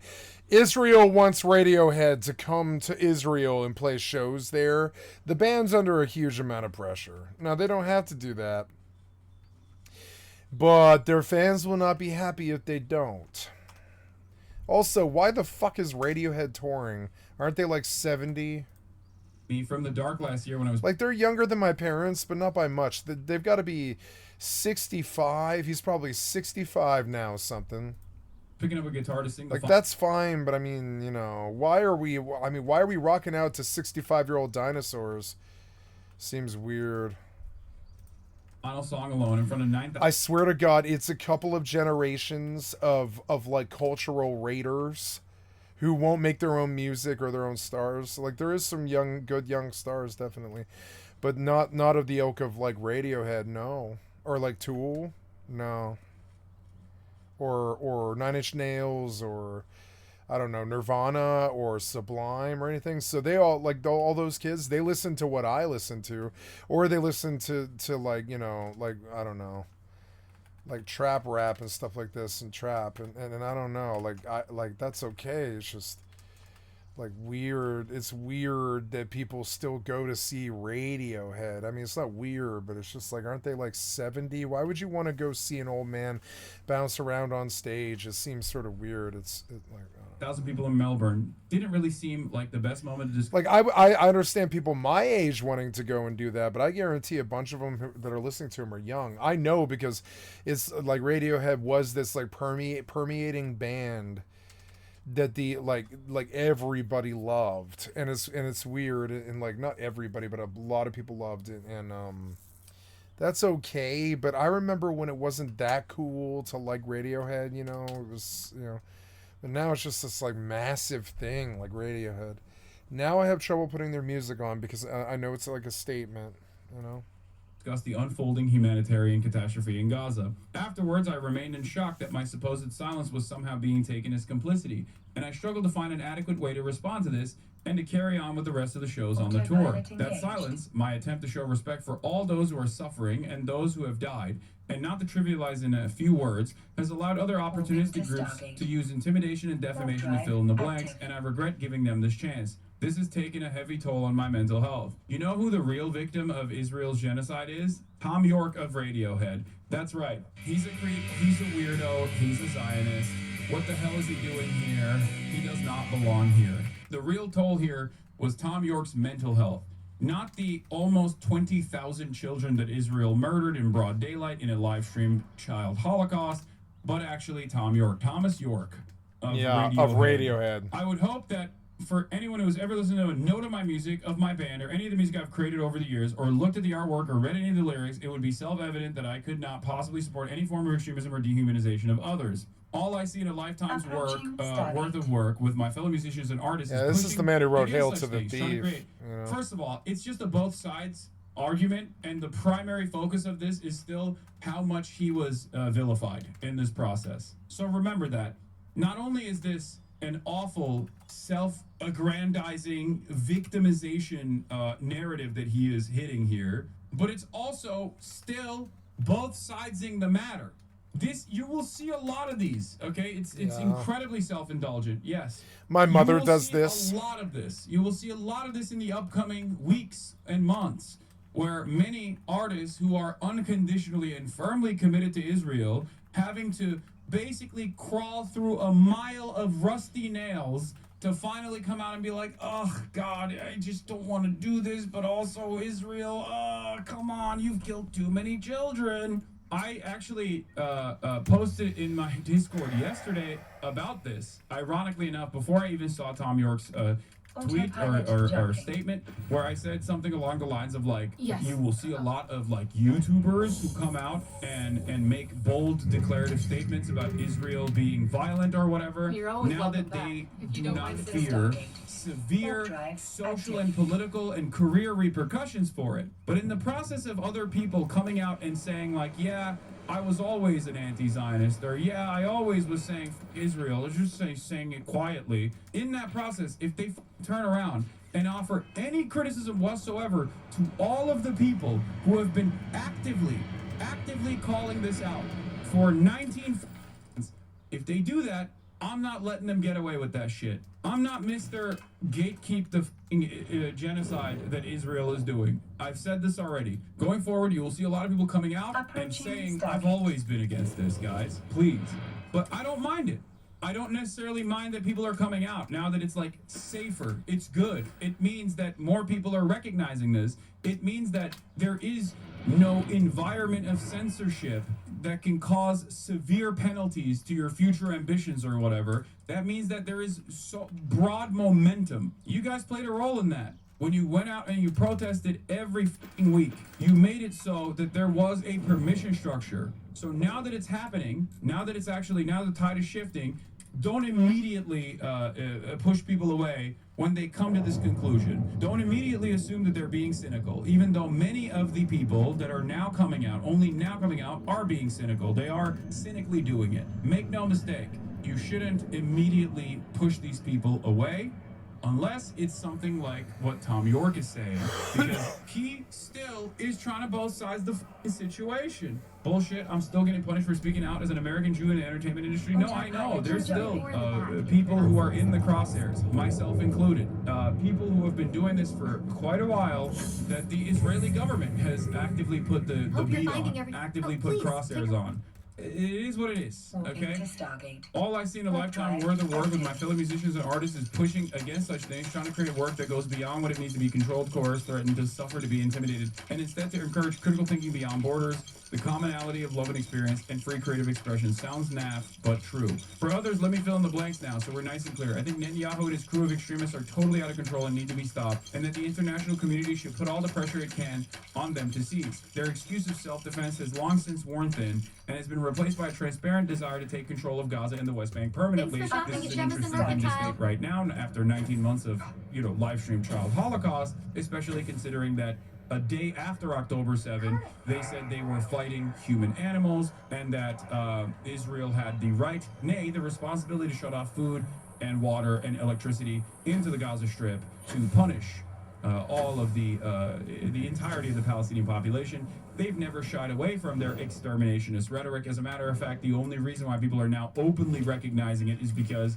it has become impossible to deny. I believe this ultra-nationalist administration has hidden itself behind a terrified and grieving people and used them to deflect any criticism, using that fear and grief to further their ultra-nationalist agenda with terrible consequences, as we see now the horrific blockade of aid to Gaza. While our lives tick along as normal, these endless thousands of innocent human souls are still being expelled from Earth for what? At the same time, the unquestioning free Palestine refrain that surrounds us does not answer the simple question of why the hostages have still not been returned. For what possible reason? I don't know, man. Maybe because they're f***ing genociding everyone in the Gaza Strip, which includes the f***ing Israeli hostages. Perhaps that's part of it, don't you think? This is what I mean. There is no quarters for this kind of f***ing bullshit, especially this far out. If you're gonna come out and you're gonna swing for the fences and try to basically reduce the impact of months and months of your silence and your refusal to recognize the humanity of Palestinians, you can't turn around and be like, what is the most to left the hostages? I don't know, read a f***ing article, man. Read one singular article. You can read Haaretz if you want. They have basically laid it out for the past 19 months. Only a couple days after October 7, Hamas came out and literally told the Israeli negotiators that they would release all the hostages as long as Israel did not enter the Gaza Strip. Israel said, "F*** off. Of course we're entering the Gaza Strip." 19 months of Israeli leadership saying over and over again, we don't give a f*** about the hostages. We don't care about the hostages. We don't want to do a ceasefire. We want to keep doing our exterminationist campaign. And you still have this insane statement 19 months in where you're supposed to be like, oh, you guys finally bullied me into saying something. Are you happy now? Only to turn around and be like, why does the most still have the hostages? I don't know. At this point, maybe you should investigate that yourself. Why did Hamas choose the truly horrific acts of October 7th? The answer seems obvious, and I believe Hamas chooses to hide behind the suffering of its people in an equally cynical fashion to their own purposes. Ridiculous. I also think there is further an extremely important point to make. If you ask this question, follow it up with a little bit of reading. Hamas does not exist if Israel's occupation doesn't exist. It's that simple. Palestinian emancipation has taken multiple forms throughout the 77-year occupation. Hamas is the last formation of it, and its militancy and its targets have changed even throughout the limited timeline that Hamas has even existed. At first as a Muslim Brotherhood cutout Islamic charity organization, then an active party, and simultaneously a form of militancy that initially only targeted and struck non-civilian enemy combatants, that then also, in the aftermath of the Cave of the Patriarchs massacre, turning around and actually targeting civilian targets as well. There is obviously no excuse for killing civilians, okay? But you have to recognize where this desperation comes from. If you act as though these groups just basically formed out of their hatred for Jews, especially when you're talking about the situation for Palestinians under the violent occupation of Israel for 77 years of ethnic cleansing, expulsions, death and destruction, humiliation, complete control over their lives. You are not actually covering the situation. You're not even remotely curious as to how this happened. Hamas kills its own people. They're opportunistic and siphon off the wealth from the locals. They should get removed. Well, isn't real, isn't good. They're just as bad. To say that Israel and Hamas are equally on equal footing is the most idiotic, childlike thing I've ever heard in my entire life, okay? I understand that your liberal brain wants to say, no, those guys are bad too, okay? They are not on the same planet. They are not on the same zip code. You are basically saying Jewish partisans that fought against the Nazi occupation in the lead up to the final solution had bad ideas and engaged in acts of resistance against civilian populations as well, and therefore they're just as bad as the Nazi occupiers. That is an insane analogy to make, and the reason why you would never make that is because you have the capacity to recognize right from wrong when it comes to systematic violence and the resistance born out of that systematic violence. Testify, brother. Rearview mirror. Yep. Hindsight is 2020. Look in front. He does have the events gift that for are unfolding words. After 90 months, and maybe you can understand why they are not even on the same zip code on the same planet. Yep. It is crazy to literally be a latecomer to this and only now recognize that both are bad. They are born out of that situation, but they stamp down on their own people. Born out of what situation? Who caused the situation? Don't use vague generalities. Tell me, who caused the situation? Who caused the Nakba? What the hell? There is a reason why no one would say the Nat Turner Rebellion ultimately was incredibly violent, but it's nothing in comparison to 400 years of chattel slavery as a practice. Just like you can't say, well, the apartheid in South Africa was bad, but also a lot of the violent practices of the ANC and MK was really unconscionable. You can't say those things. The reason why you don't say those things is because you understand you have a much better way of analyzing things that took place, okay? No idea just looking at this from an average Joe position. Yeah, my job as a communicator, as a political commentator, is to explain to the average Joe that there is a severe asymmetry of power here. You don't have to be a perfect victim. Do you understand? That's ridiculous. And if you can comprehend that for any other time throughout history, even though there has been a liberal brain poisoning and a whitewashing of history. That's why people look to Nelson Mandela as a peaceful figure. They rewrite history in an effort for you to feel this exact way when you see regular emancipatory movements, non-state actors fighting justifiably against a state oppressor, a settler colonial enterprise designed around the notion of ethno-religious supremacy, an exterminationist principle. That's what Zionism is. It is a fascist ideology. It's a racist ideology. It is no different than Nazism. Even the average Joe podcasters are 5,000 times more informed than this chatter. It's embarrassing to be. Yeah, exactly. You got people like Theo Vaughn at least going, dude, of course people are going to fight back. What are you supposed to do when met with the ultimate violence of Israel? Okay, when they have the capacity to recognize right from wrong. But a lot of people still maintain this position where it's like, oh, average Joes don't really understand it.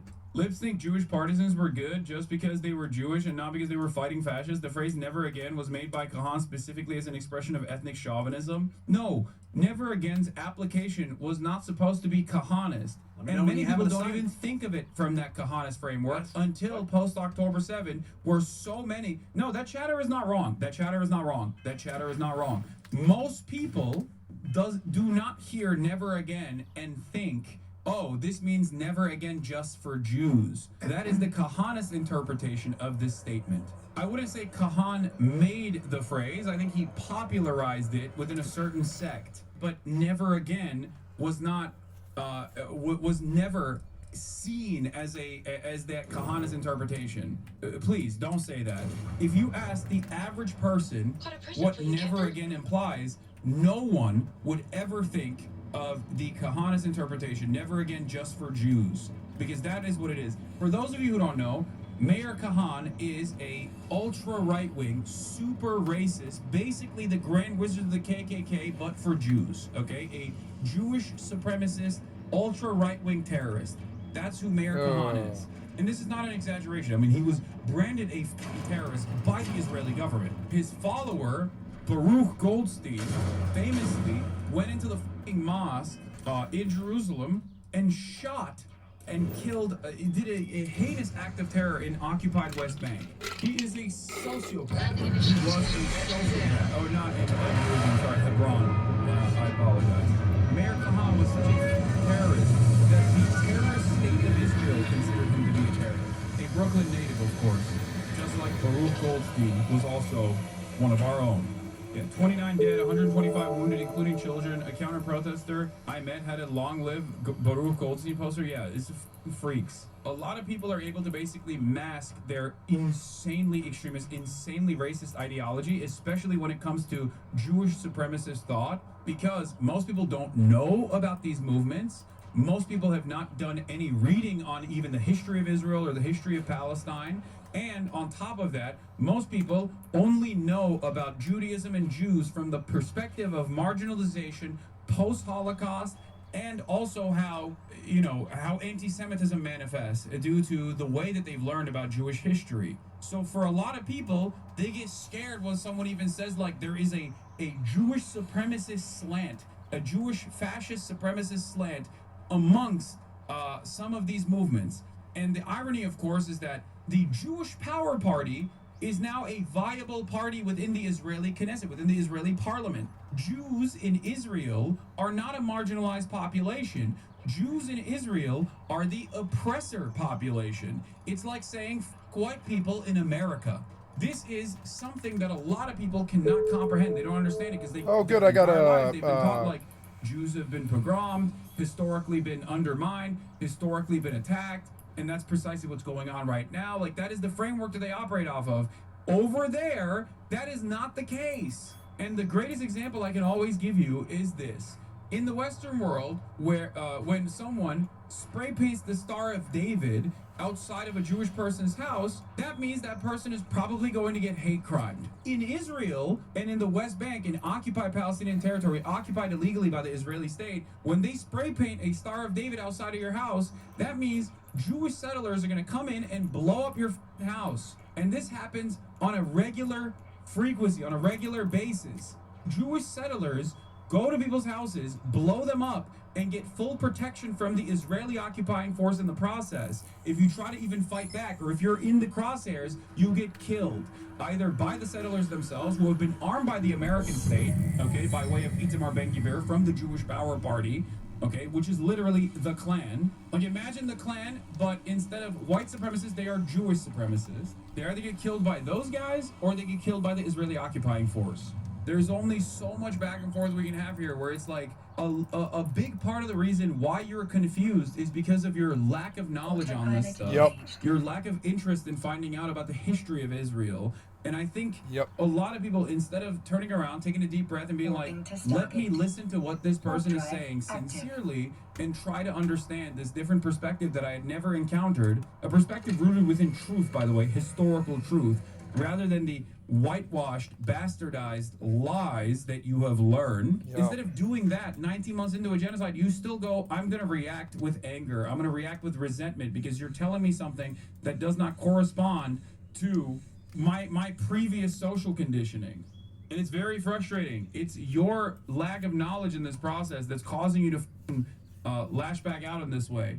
Having said that, and I this is my criticism for Tom York as well.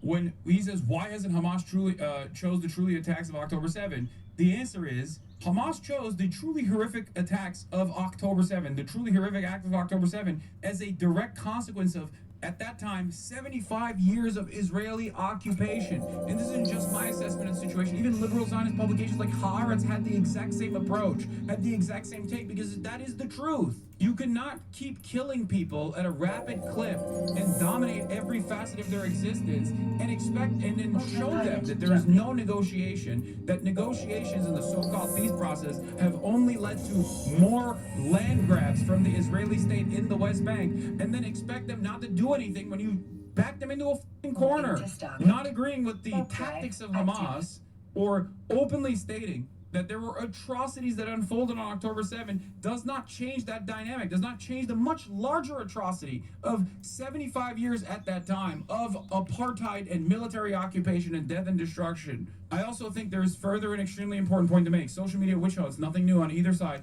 pressurizing artists and whoever they feel like that week to make statements etc. do very little except heighten the tension. This fucking asshole, how old is Tom York, dude? 56 years old, brother.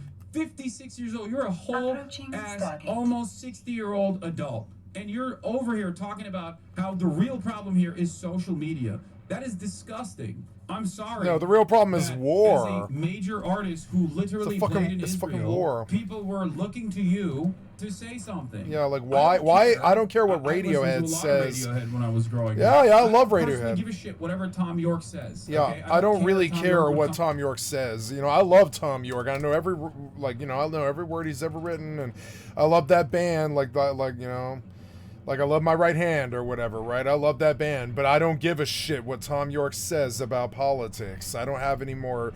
I don't think he has any more to say than I do. You know, I don't think people should care what I say either, but they apparently do. But it's like, you know, I don't think people should care what celebrities or anybody says about politics. Listen to the public that's dealing with the problems. Don't listen to some singer, you know. What the fuck could Radiohead or Tom York possibly have to do with Zionism? I mean, yeah, he's got an opinion like everybody else, but just like his opinion shouldn't be the world's opinion, maybe. I don't know. Yeah, I respect what he thinks, and I'm not trying to diss him. And I like Tom York. I love Tom York. He's a really good guy, but like, you know, a huge amount of respect for him. But I don't care what he thinks social, like politically. I don't care what these singers. He is not a punk singer. I don't care what, you know, his message has been strong, but I don't care what he says about politics, particularly because he's not in the punk genre, you know. Come out and release a statement, but there are obviously plenty of people who look up to him. And also, like, it has been 20 years since Radiohead has been relevant. Why are we talking about Tom York? Like Tom York.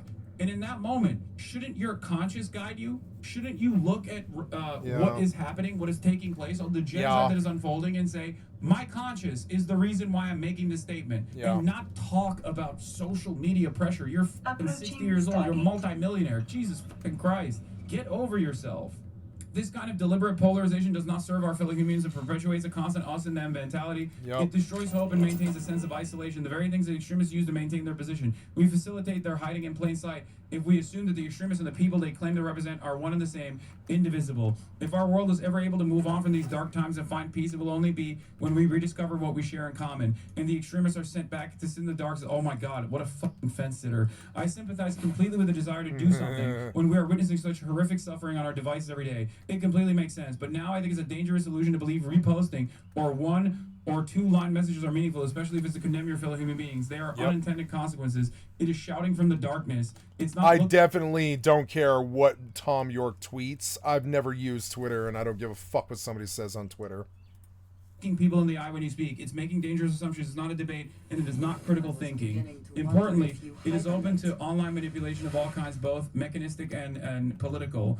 What is the alternative? I can't answer that easily. I do know in communities around the globe, this subject is now dangerously toxic and we are in uncharted waters. Dude, no one is holding your hand through this. Like, it's not that hard. The only reason why it would be hard to make a f***ing statement like this is only because you love Israel. That's it.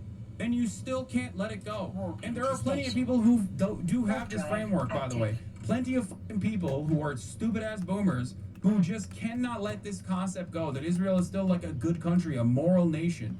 There is a reason why when Radiohead played in Israel, or when artists play in Israel, that is a controversial thing for many people, way before October 7. Do you know why it is controversial? Because it's been an apartheid. It was an apartheid before October 7. October 7 happened because of the Israeli apartheid. That's it. There has never been a moment where Israel was a moral nation. I mean, there is no such thing as a moral nation anyway. Jesus Christ. I mean, states do an unimaginable amount of violence, but there are some kinds of violence, especially in the grand design post-World War II, where the type of repressive forces that come with the regular maintenance of an apartheid is seen a bridge too far by the average person. That's it. Israel being a settler colonial occupation that maintains the notion of Jewish supremacist thought and runs on an exterminationist policy of all of the indigenous population of the land, the Palestinians, the non-Jewish population of the land. This is a fascist ideology, and it is no different than apartheid South Africa. If it's worse, if not worse. I mean, it is worse. And it's not my assessment that is worse. It's Archbishop Desmond Tutu's assessment that Israel is a worse version of apartheid than even South Africa. It's over. It's done. The violence is still unfolding. The famine is still unfolding. But Israel's days, in terms of being like a normal country, is done. It's over. Israel will never be able to recover from the reputational damage that it brought about. And I love Israel and the Jews, but I mean, is their reputation totally good right now? No, they're engaged in this terrible war like Russia and Ukraine. I wouldn't say either of them are totally like guiltless either. So it's like sort of weird. It's like, yeah, you are murdering each other. You are a bad actor here. You are a combatant in war that you don't necessarily need to fight, you know? Of the arrogance that it displayed on the global stage as it engaged in its ethnic cleansing campaign of Palestinians, an arrogance that was born not simply out of Jewish supremacist thought or whatever, even though that plays a role on it, okay? But an arrogance an that was born amalgamation out of Jewish scripture and Christian of thought. Unlimited propaganda. What will that get the you? West. What? Not a fuck That is of the a reason lot. why many people ask, myself included, how Take the a look at f- your are they promised lying in the land. worst That ways deed possible? is Like, that they're gun not in even your trying hand. to massage the narrative at all. The reason why they don't even have to massage the narrative at all, or think that they don't have to massage the narrative at all, is because they've never done that. They've never done this in the past. They've never had to. They could just say whatever they wanted to, and whatever they said went. What is the alternative? I can't answer that easily. I'm sure that at this point, what I've written here will in no way satisfy those who chose to target myself or those over where they will spend time picking holes and looking for reasons to continue. Yeah, you did a horrible job writing this. I have written this in the simple hope that I can join with the many millions of others praying for the suffering, isolation, and death to stop, praying that we can collectively regain our humanity, dignity, and our ability to reach understanding, that one day soon this darkness will have passed. Once this chapter of ethnic cleansing is closed, Israel will actively move in the direction of whitewashing and trying to launder its reputation. It is up to all of us. Yeah, like I to make think sure. I think America has kind of forgotten that the right wing took over the entire world. Like pretty much almost all the when Trump won, the right wing flared and fucking took over like so many countries, including Israel. Like that's who Benjamin Netanyahu is. And like, you know, in the way that I hate Trump, I sort of like dislike Ben in the respect that, you know, I believe they are right-wing dictators sort of, and I don't know anything about this, so I try not to weigh in. I don't know these people. I don't know. I don't know much about them, and I don't really care. I think of them as combatants in war, and that they have no control, like at all. They have like no control. And they're committing genocides and stuff against each other and terrible costs of death and all this. And that sounds like the right wing to me. I mean, is that not the right wing? That's who the right wing is. They're always fondling their goddamn M16s and telling us how they're going to kill us and shit. Is that not the right wing? That is who they are. So like you guys forgot that Israel is exactly like America in many ways. It's a lot of people, a lot of money, a lot of power, a lot of prestige, a lot of history and stuff, right? So they can have a right-wing flare-up, fuck-up like Donald Trump just as much as we can, and that's what this is. It's called Benjamin Netanyahu and the fucking right wing in Israel and stuff. And so we want to whitewash, you know, he's right about this, we want to whitewash Israel as being totally fucking, like, completely guiltless here, or that they're, like, the good combatant in this war. But no, it takes two to tango. Just like Russia, Ukraine, like Ukraine's not totally like guiltless either. Like honestly, if they weren't engaged in killing each other, like we might view them a little bit like better. But I mean, they're engaged in murdering each other like some kind of terrible fucking like you know, like genocide. And I don't know what to do. It comes across as anti-Semitism to say that Israel's any more special or worse than anybody else, though, because they're just like any other fucking country. Every other country has these problems too. They have right-wing flare-ups like idiot-ass Donald Trump fucking kill people with COVID bungling and all this stupid-ass shit.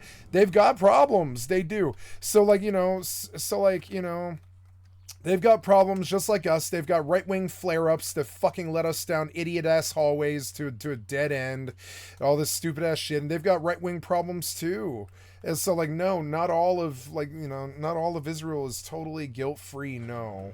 No, but I mean, to say that is anti-Semitic, kind of. Particularly because they've been the target. They've been the world's target for a long fucking time. It's really anti-Semitic to say what I just said. They're just people like everybody the fuck else. They can have right-wing fucking freakouts too. Just like us, you know, they can have right-wing fucking failures like Donald Trump and the Republican Party, just like us, or Benjamin Netanyahu and October 7th and all this other stuff, right? Like, they can have right-wing fuck-ups and flare-ups just like everybody else. They have a problem with the right-wing just like we do, etc., etc. You know, it's just like, to say anything different, like that they have different standards, or that we hold them to different standards, or that we dislike them more for doing something than we do anybody else, is anti-Semitic. It is. It kind of sucks. It's a very, very, very, very, you know, like we treat this with kid gloves, but you guys haven't been treating this with kid gloves. You've been outright murdering each other in the fucking streets, and you can tell how sensitive people are about this stuff. So we try not to throw bombs or you know, stones in glass houses or that kind of thing, because, like, you know, there has been a right-wing flare-up all over the world. When the right-wing flares up, you know, I say this almost every day on my fucking stream, and I'm gonna say it again. When the left-wing gets out of control, you get, like, you know, the flower power peacenik revolution, you know, flower power revolution, right? That's what happens when the left wing gets out of hand. Butt sex and, like, lots of AIDS and stuff, as people get, like, sexual diseases and stuff, like STDs and stuff like this, and drug addictions and overdoses. That's what happens when the left wing gets out of hand. Consult the drug war if you don't believe me, or the trankers down the street. You know, that's how this works. That's what happens when the left wing gets out of control. The left wing got out of control, so yeah, we have, like, trankers doped up on the fucking streets, who are sick with you know, with like STDs and stuff, and it's not so good, but I mean, it's not so bad either. It's really, like, something we can manage. We can give them antibiotics and mental health care, and we can and assistance, and, you know, medical assistance and such, and insurance, and take care of them. Those are problems that we can solve, right? And the flower power revolutions never last, and nothing bad happened during the worst thing that happened during the flower power revolution was some right-wing piece of shit pig at Kent State shot some kids. You know, that was the worst thing that, I mean, well, that in Vietnam, but I mean, that was some right-winger getting out of hand and going to Vietnam. It's always some right-winger fucking causing problems. It's so shitty. Trying to cause some fucking war overseas, some person that they don't like because it doesn't have the same color of skin as them, or, you know, is fucking up and causing some genocide or something. They want to play fucking, you know, Team World Police, Captain America, or whatever the fuck. And, like, but I mean, you know, it is the truth. Like, the right wing gets out of hand everywhere, and to say that Israel's right wing has not got out of hand is incorrect. They got out of hand. They started killing Palestinians in a massive level, and it's the right wing getting out of hand again. The Israelis are known for making some of the best guns and drones and bombs, if not the best guns and drones and bombs in the world. And they're not, like, foreign to war. They've never been foreign to war. We have this whitewashed, beautiful. I think it's kind of a good thing, like because the poor Jews were treated so fucking badly in World War II. I think the average American, and many of them are Jewish, believe that they deserve a better break than this, and I do agree. You want to talk about, like, like a lot of people say anti-Semitic things. I'll say pro-Semitic things. I love what the Jews have done for America and Israel and everybody else and everywhere else. We love our Jews. We have no problem with the Jews. The real issue is here, we can't see them as we do anybody, like, normally, as we can't see or treat them normally as we do everybody else, because they were this terrible fucking victim of murder and rape in the last World War. I mean, they were like murdered and raped in the last World War all over fucking Europe. It was disgusting. So we cannot treat them like we do everybody else, because we have to treat them with kid gloves, because we know that they've been through something horrible that we didn't, you know? So they wish we would just stay the fuck out of their business, and I'm kind of the same opinion, but I mean, that's kind of a right-wing opinion. As they kill 30,000 people, though, we can't keep out of it. We cannot ignore the things that not only, you know, Assad and Palestine has done, but we can't ignore what Israel's done either now at this point. Same as we can't ignore Russia or Ukraine. We can't ignore these things. And so, like, now I don't have an answer to this, but I know that the West weighs in a lot when a lot of them don't even know where the fucking Gaza Strip is on the map. And I think I probably can nail it. Let's go see. If we pull a map of the Middle East, we're looking for Israel and Palestine, and you know, and as I recall, that's right by Egypt, is it not? Like, you know, like as I recall, maybe I'm wrong, I don't know, but yeah, the Middle East is right there, and as I recall, Israel Palestine is right there. Like, most Americans can't do this. I swear to God, they should stay the fuck out of this goddamn thing. They're like sitting there eating their fucking popcorn. They're not informed like Hassan or anybody like this, not or Young Turks or anybody like that. They're not informed. They can't find Israel on a motherfucking map at all. And like, trust me, I didn't get any help here. I just said the Middle East to get me here faster. But I've always understood where Israel is, and I can open up a map and find it between point A and point B. I know where Israel is. I know the problems of this area. I know a lot about the Arab Spring and all this other stuff. Do I feel like we as Americans should weigh in on this? The answer is fucking no. The answer is no. I am not supportive of my American leadership weighing in on goddamn Israel like the fucking moron Trump. I really don't care what fucking idiot-ass Trump, who had fucking servants wipe his ass all of his goddamn life. He's never wiped his own ass even, much less find Israel on a fucking map. He's never read the Constitution. He has no idea what the Americans actually need in this situation. He doesn't care what the public wants. He's just an idiot weighing in. You can see how they handled, like, you know, fucking Russia and Ukraine. They were yelling at the victim. They were victim shaming Ukraine right on fucking national television and shit. You see how fucking idiot, how fucking stupid the right wing actually is. They're goddamn morons. They can't find Israel on the fucking map, but they weigh in like Tom York. And I don't really respect. Now I weigh in because I feel like and my advice is to leave well enough alone. I mean, honestly, we're not the bad actors like Germany was. We didn't guess the Jews. We're not a bad. You know, honestly, we came and tried to help the Jews in World War II. We have a good reputation with hopefully with most of the world's Jews, because if you recall, only a few people came to help them in World War II, and we were one of them. We have a good reputation with the Jews.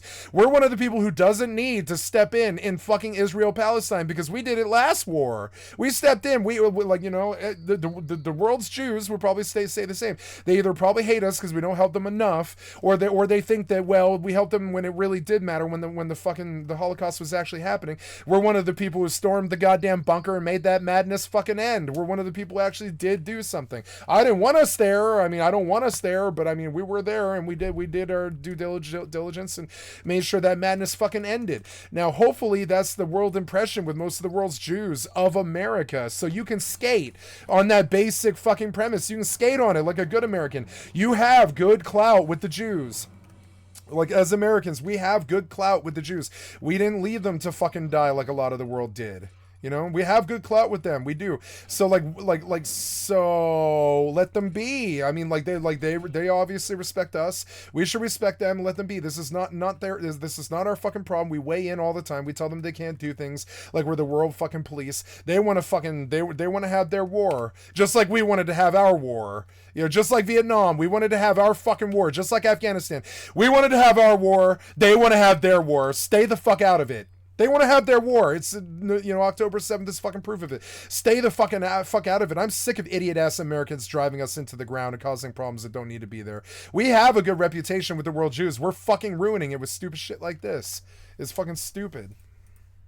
That we do the right thing and don't forget the hundreds of thousands of Palestinian victims in the process. Yeah, like Israel one will side is good in this. Yeah, like I would say that Israel has a better reputation than Palestine does. Yes, there is a good side in this. They're both bad, and then saying that is anti-Semitic, and you know I'm aware of it, but I'm gonna still say it. But most people will be like, "Oh, jump on the fucking fence, or you're a fence sitter, or whatever." No, like it is not fence. It's not fence sitting to say that they're both homicidal fucking maniacs. It's not fence sitting. You really made your fucking mind about this and will not support either. That is not fence sitting. That's really not fence sitting. That's actually quite the opposite. That's like you will not support either. That's like you won't even come to the goddamn table. I will not support either. They're homicidal fucking maniacs. Benjamin Netanyahu is a homicidal fucking maniac. Consult October 7th if you don't believe me. So yeah, you'd be surprised how little fence sitting that fucking attitude actually is. It's not fence sitting. It's saying fuck both of them. I don't like either one of them. They're both homicidal fucking maniacs. Leave them be. They keep telling us they're gonna have their fucking war and kill each other whether we like it or not. Fucking let them. Why are we getting involved in this stupid ass shit? Why is Tom York fucking weighing in and destroying Radiohead's goddamn reputation on fucking Zionism? I don't give a flying fuck what Tom York says. Like I think it makes sense to listen to a streamer and care what they think. I don't think it fucking matters like a political streamer like Hassan, but I don't really think I should really care. And I love Tom York, don't get me wrong. I would love to shake the man's hand and tell him he saved my life with his lyrics and stuff. You know, I love Tom York. Motherfucker, do not underestimate how much a motherfucker loves Radiohead. I love Radiohead, motherfucker. It's like Usher or something like that. I fucking love Radiohead, right? But I don't give a flying fuck what Tom York I care what some punk singer says because that's their fucking job, and I want them to weigh in like Propaganda. I give a lot more of a damn what Propaganda said 20 years ago about fucking Zionism than I do about Tom York today. Want to know why? Because Propaganda was famous for being a punk band. So I do care about what punk bands think about world politics. I do. I don't care what fucking Radiohead cares about. I don't care what Radiohead thinks about fucking Israel Palestine. They're not known for being punker. They wrote a good punker album called Hail to the Thief, but they're still not fucking known. But the album wasn't about Hail to the Thief. There was two good political songs on that fucking album, but it was not an album at all about politics. Not really. I mean, it had a couple songs on it, but he was very brave to do even that because I don't particularly care what Radiohead says about fucking Israel Palestine. I care more about what Hassan says about that because he's the one reading all the shit on Reddit all day, looking at all the facts, who's got an audience bringing him links and all this stuff, almost like a fucking like a news studio. And yeah, he's gonna know a lot the fuck more about this. I don't care what I care what I say, obviously, because I'm me, but I don't care what some average fuck says about Israel Palestine in America, and especially not CNN and Fox News. They're the ones most divorced and fucked up from it. I really don't care what they say. You know, inevitably hit the liberal Zionist slant to say, yeah, it's like a liberal Zionist slant. And it's weird. Can't we just say they're both bad? They're both homicidal maniacs. That's not fence sitting. That's like worse than fence sitting. That's like you've condemned both parties and you can't work with them. But it is an opinion. And it's a strong, well-formed one. They're both bad. That's what he's going to tell you. That's what I say too. They're both bad. They're both homicidal fucking maniacs, just like Russia and Ukraine. They're both fucking... Remember the cell phone fucking invasion that they did with the paragliders and shit? These are not normal people. They're homicidal, right-wing fucking cocksuckers like Donald Trump. They ran afoul to right-wing bullshit too. It can happen to anybody. And yeah, they're out there to kill people. That's what the right wing is. That's what happens when you let the right wing take over your goddamn country. Consult 9/11, Afghanistan, Vietnam, and World War II if you don't believe me. What happened to America when the right wing took over? Lots and lots of forever wars. Is entirely in the hands of Benjamin Netanyahu. I can't believe he did this. Oh my God, it's a couple of right-wing ultra-nationalists that really changed the dynamic of this country. I mean, this is not... Yeah, like right, yeah, like... other Asmongold heads wish you would stop giving the left ammo like this. It makes us look bad. I don't eat it because I'm not fat. Asmongold claims he has not worn deodorant since he was 14 years old. Yeah, I could tell you that. I mean, this is like... I put on deodorant yesterday just because there were people here, you know? Like, I don't know. Keep it a $1.50. This is one of those things. No, I'm sorry. It wasn't. That was the day before. I put deodorant on the day before because there was people here, and I put deodorant on yesterday because I went to the grocery store. You know. Like, yeah, I'm not really proud of. I'm not proud at all of how disconnected I am from fucking reality. I'm not proud of that, but he is. It's fucking weird. I'm not proud of that. Not in any way or form. Fuck. I don't think I saved, which is so dumb. And like, you know, yeah, I like Asmongold, but there's like, you know, I come from a generation who grew up on music like letting the cable sleep. You know, I'm very aware of the problems of not letting the cable sleep, and I know what it does to our fucking lives. When our spirit is so digital, the body acts this way. I know what happens, right? But I don't understand being proud of it. I've never understood that, being so disconnected. I don't understand being proud of it at all. We knew, you know what I mean? He didn't have to say it. Feel like it comes with the territory, you know? Oh wow, you don't use deodorant? That's shocked, I tell you. Why would I don't wear deodorant. The last time I wore deodorant is whenever I thought I could wear Axe body spray and girls would like me. I was like 14. I don't wear deodorant. You know why I don't? He's got a point about this. He is like a 40-year-old balding man, and there's no real reason for him to have to wear deodorant anymore. He has nobody to impress anymore. This is true. No. That is true. I don't need deodorant because no, I don't need it because I'm not fat. Fat people need deodorant because they smell bad because all the Cheetos are coming through their skin. No, absolutely not. You got the grease going through. That doesn't happen with me. That absolutely happens with him. Oh. What the? Oh Jesus! Yeah. Christ, dude. No, they can't. Humor enjoyers, man. They're so sick. They're so real. They're real. This is real. How dare you make me listen to that? You need to understand, this is the brilliant orator Asmongold, the face of the new emerging right-wing movement online. Oh my god, I can't believe Asmongold ended up being the fucking right-wing movement online. That is so goddamn dumb. So brilliant. It does sometimes feel like it's a psyop. Like, I feel like Asmongold is like...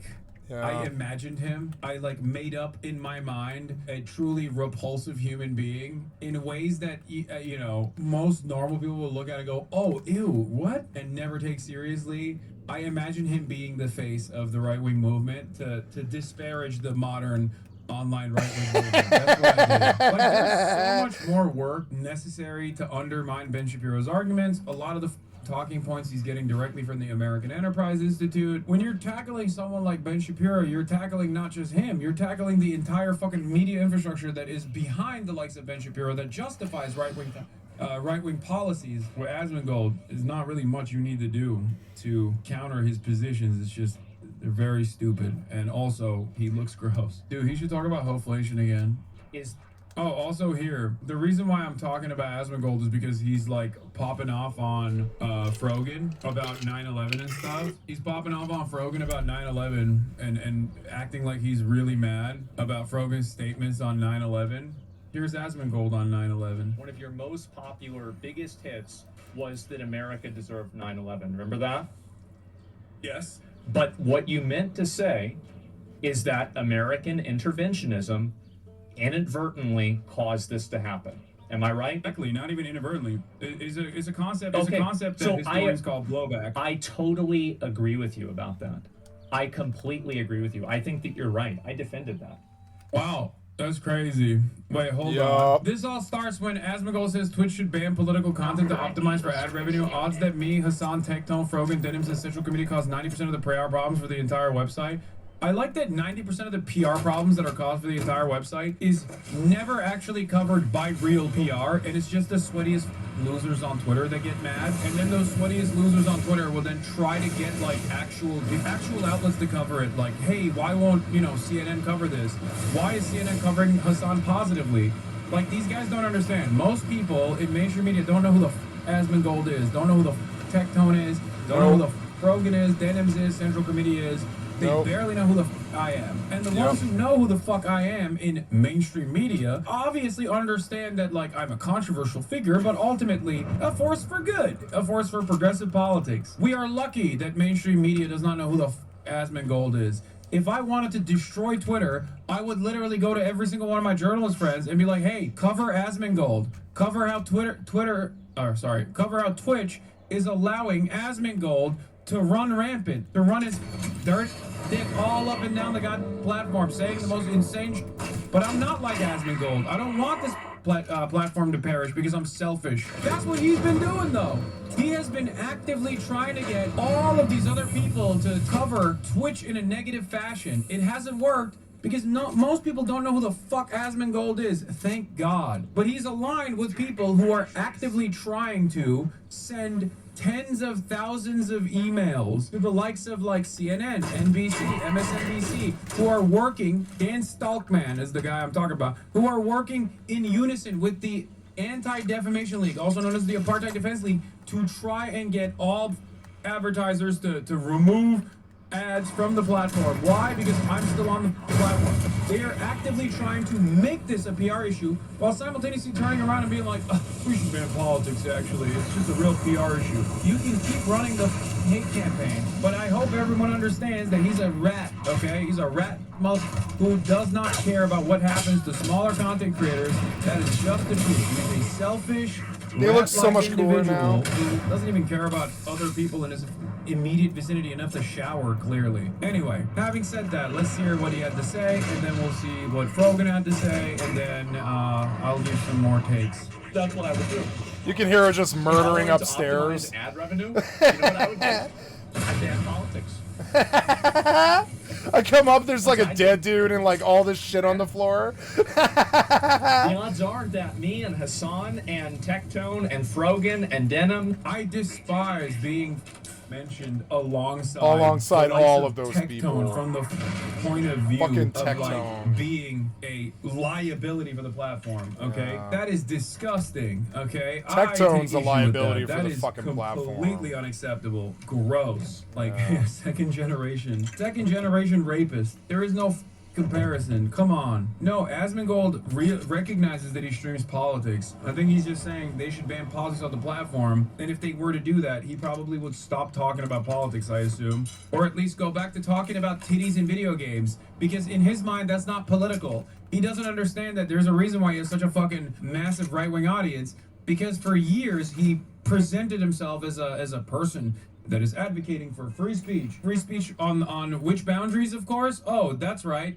Titties in video games. Titties in video games. Why are they small? Why can they not be larger? And Central Committee cause 90% of the PR problems on the Like, imagine thinking in your dumb horse blinder focused vision of the world. CNN is looking at Michael from Pennsylvania's account and going, I can't believe he said something like this. Like that's a real mover and shaker in the media world. It's like dudes at Ogilvy, marketing executives at Ogilvy are like, we were gonna dump $7 million into our Q4 advertisement campaign on Twitch, and then I saw Michael from Pennsylvania on an LSF post, and I realized we should probably give all that money to a TikToker. I'm sorry, guys. You gotta get your head out of the... You gotta get your head out of your... Yeah. It's so stupid to think that, like, what you see in the circles that you contribute to online is actually real movers and real shakers in the world of discourse. It's not. Nobody gives a... Okay? If you want to look at actual PR problems, Asmongold is not wrong. Asmongold does cause real PR problems. Let's look at Asmongold on the news side. All we wanted to do was play video games. Streamers such as Asmongold have more influence than ever. What are they really saying? Aftermath site and all these like are fake ass websites, and it doesn't matter. MSN is an aggregator, but like Asmongold's Twitch ban is a negative.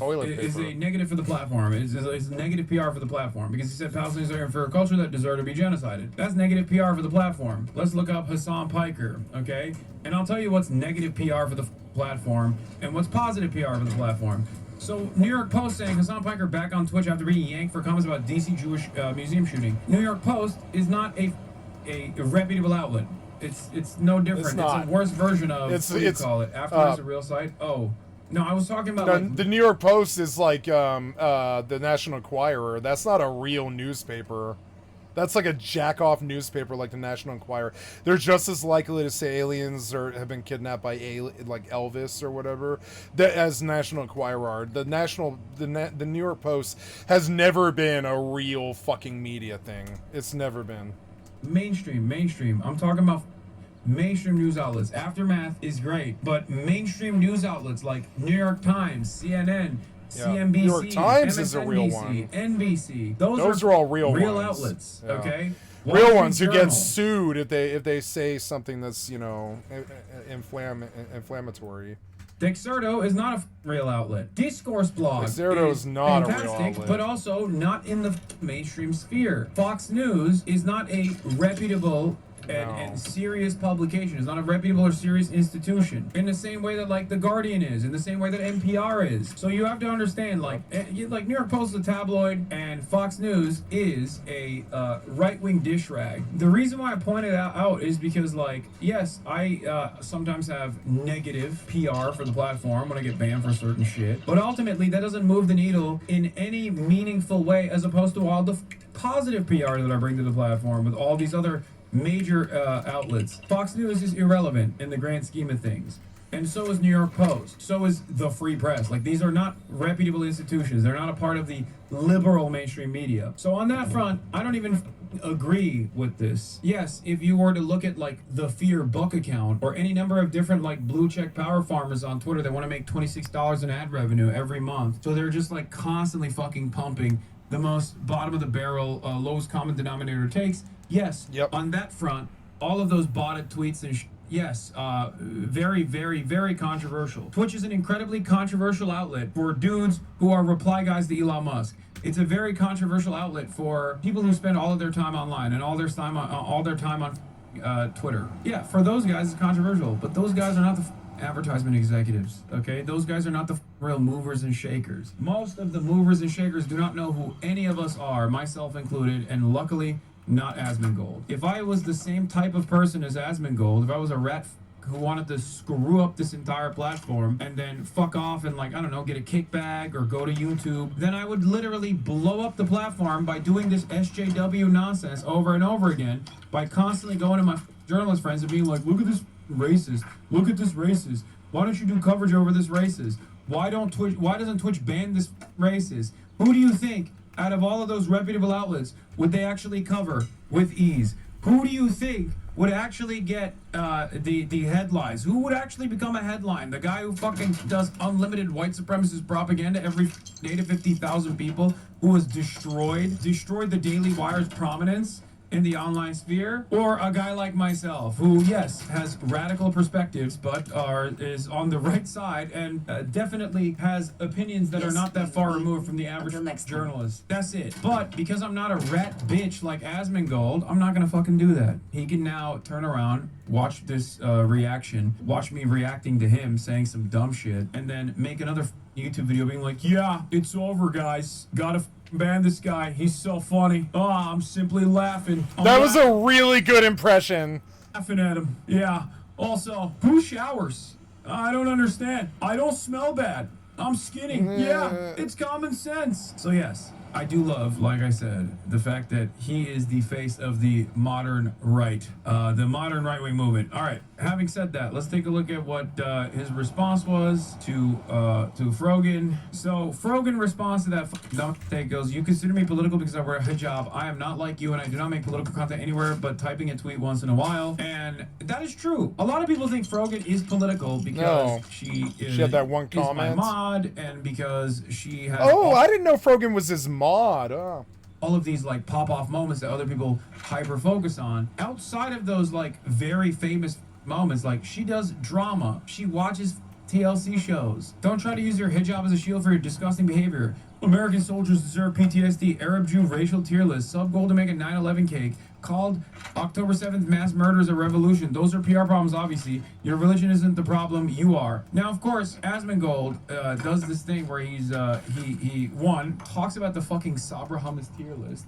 ridiculous. Sabra Hummus tier list, I feel like doesn't deserve to be on this list. Exaggerated version of something that she did say that I think is understandably going to cause a lot of ire, especially coming from a woman in a hijab. Sub goal to make a 9/11 cake. Absolutely zero fucking people give a shit about 9/11 jokes, okay? So the reason why I took issue with this was specifically because of the 9/11 cake thing, okay? Like, you can have disagreements with Frogan, who gives a right? But the idea that, like, you're adding on the 9/11 cake on there is so annoying. And the reason why it's annoying is because you say Hainish on a regular basis, and it's always the free speech, anti-cancel culture, edgy humor that lose their goddamn minds. Anytime your targets are not like trans people or Muslims or any other kind of like marginalized community, when you talk about the American government or the Israeli government, all of these edgy humor lose their mind. They're like, whoa, whoa, whoa, whoa! Whoa! Can he say that? Whoa! We should kill this guy! Can we put you in jail, please? Yeah, they go, time out on 8! Time out on 8! Asmongold himself has also made 9/11 jokes. Of course he has, bro. Are you joking? He's also defended my ban on 9/11, on the 9/11 ban that I received. He was like, yeah, that's not a problem. I agree with you on that. If Call of Duty really wants to do something insane, they need to make the next Black Ops about stopping September 11th. And the end scene is did you that. actually stop the planes and you stop September 11th. They roll the credits. After the credits of the game are over, it goes back to the game. You look up at the towers and they still fall down. Okay, I'm not gonna lie. That's actually unironically an awesome idea. I forgot, that is actually such a banger idea that it literally feels like I forgot that I was angry at him for being hypocritical, because the entire point of this was he's supposed to be mad about someone making like a 9/11 joke or something. Like, I can't even entertain being a hater here, okay? Low key, that's not bad. That's not a bad idea. That's actually kind of a good idea. If they were insane enough, they would just literally do it from the perspective of the fucking hijackers, like No Russian. They would never do that, though, of course. Remember No Russian? Like that type of And it says to be continued. That would be absolute fucking cinema. Oh my god. I think it would be banned in every Western country. Yeah, it would be. To be fair, the ending of the last Black Ops game was about a false flag attack by the CIA to justify a war in Iraq. Yeah, they put stuff like that. Anyway, the point is, only Asmon gets to make 9/11 jokes, okay? President Trump is big mad at Harvard. I mean, I am too, but for very different reasons.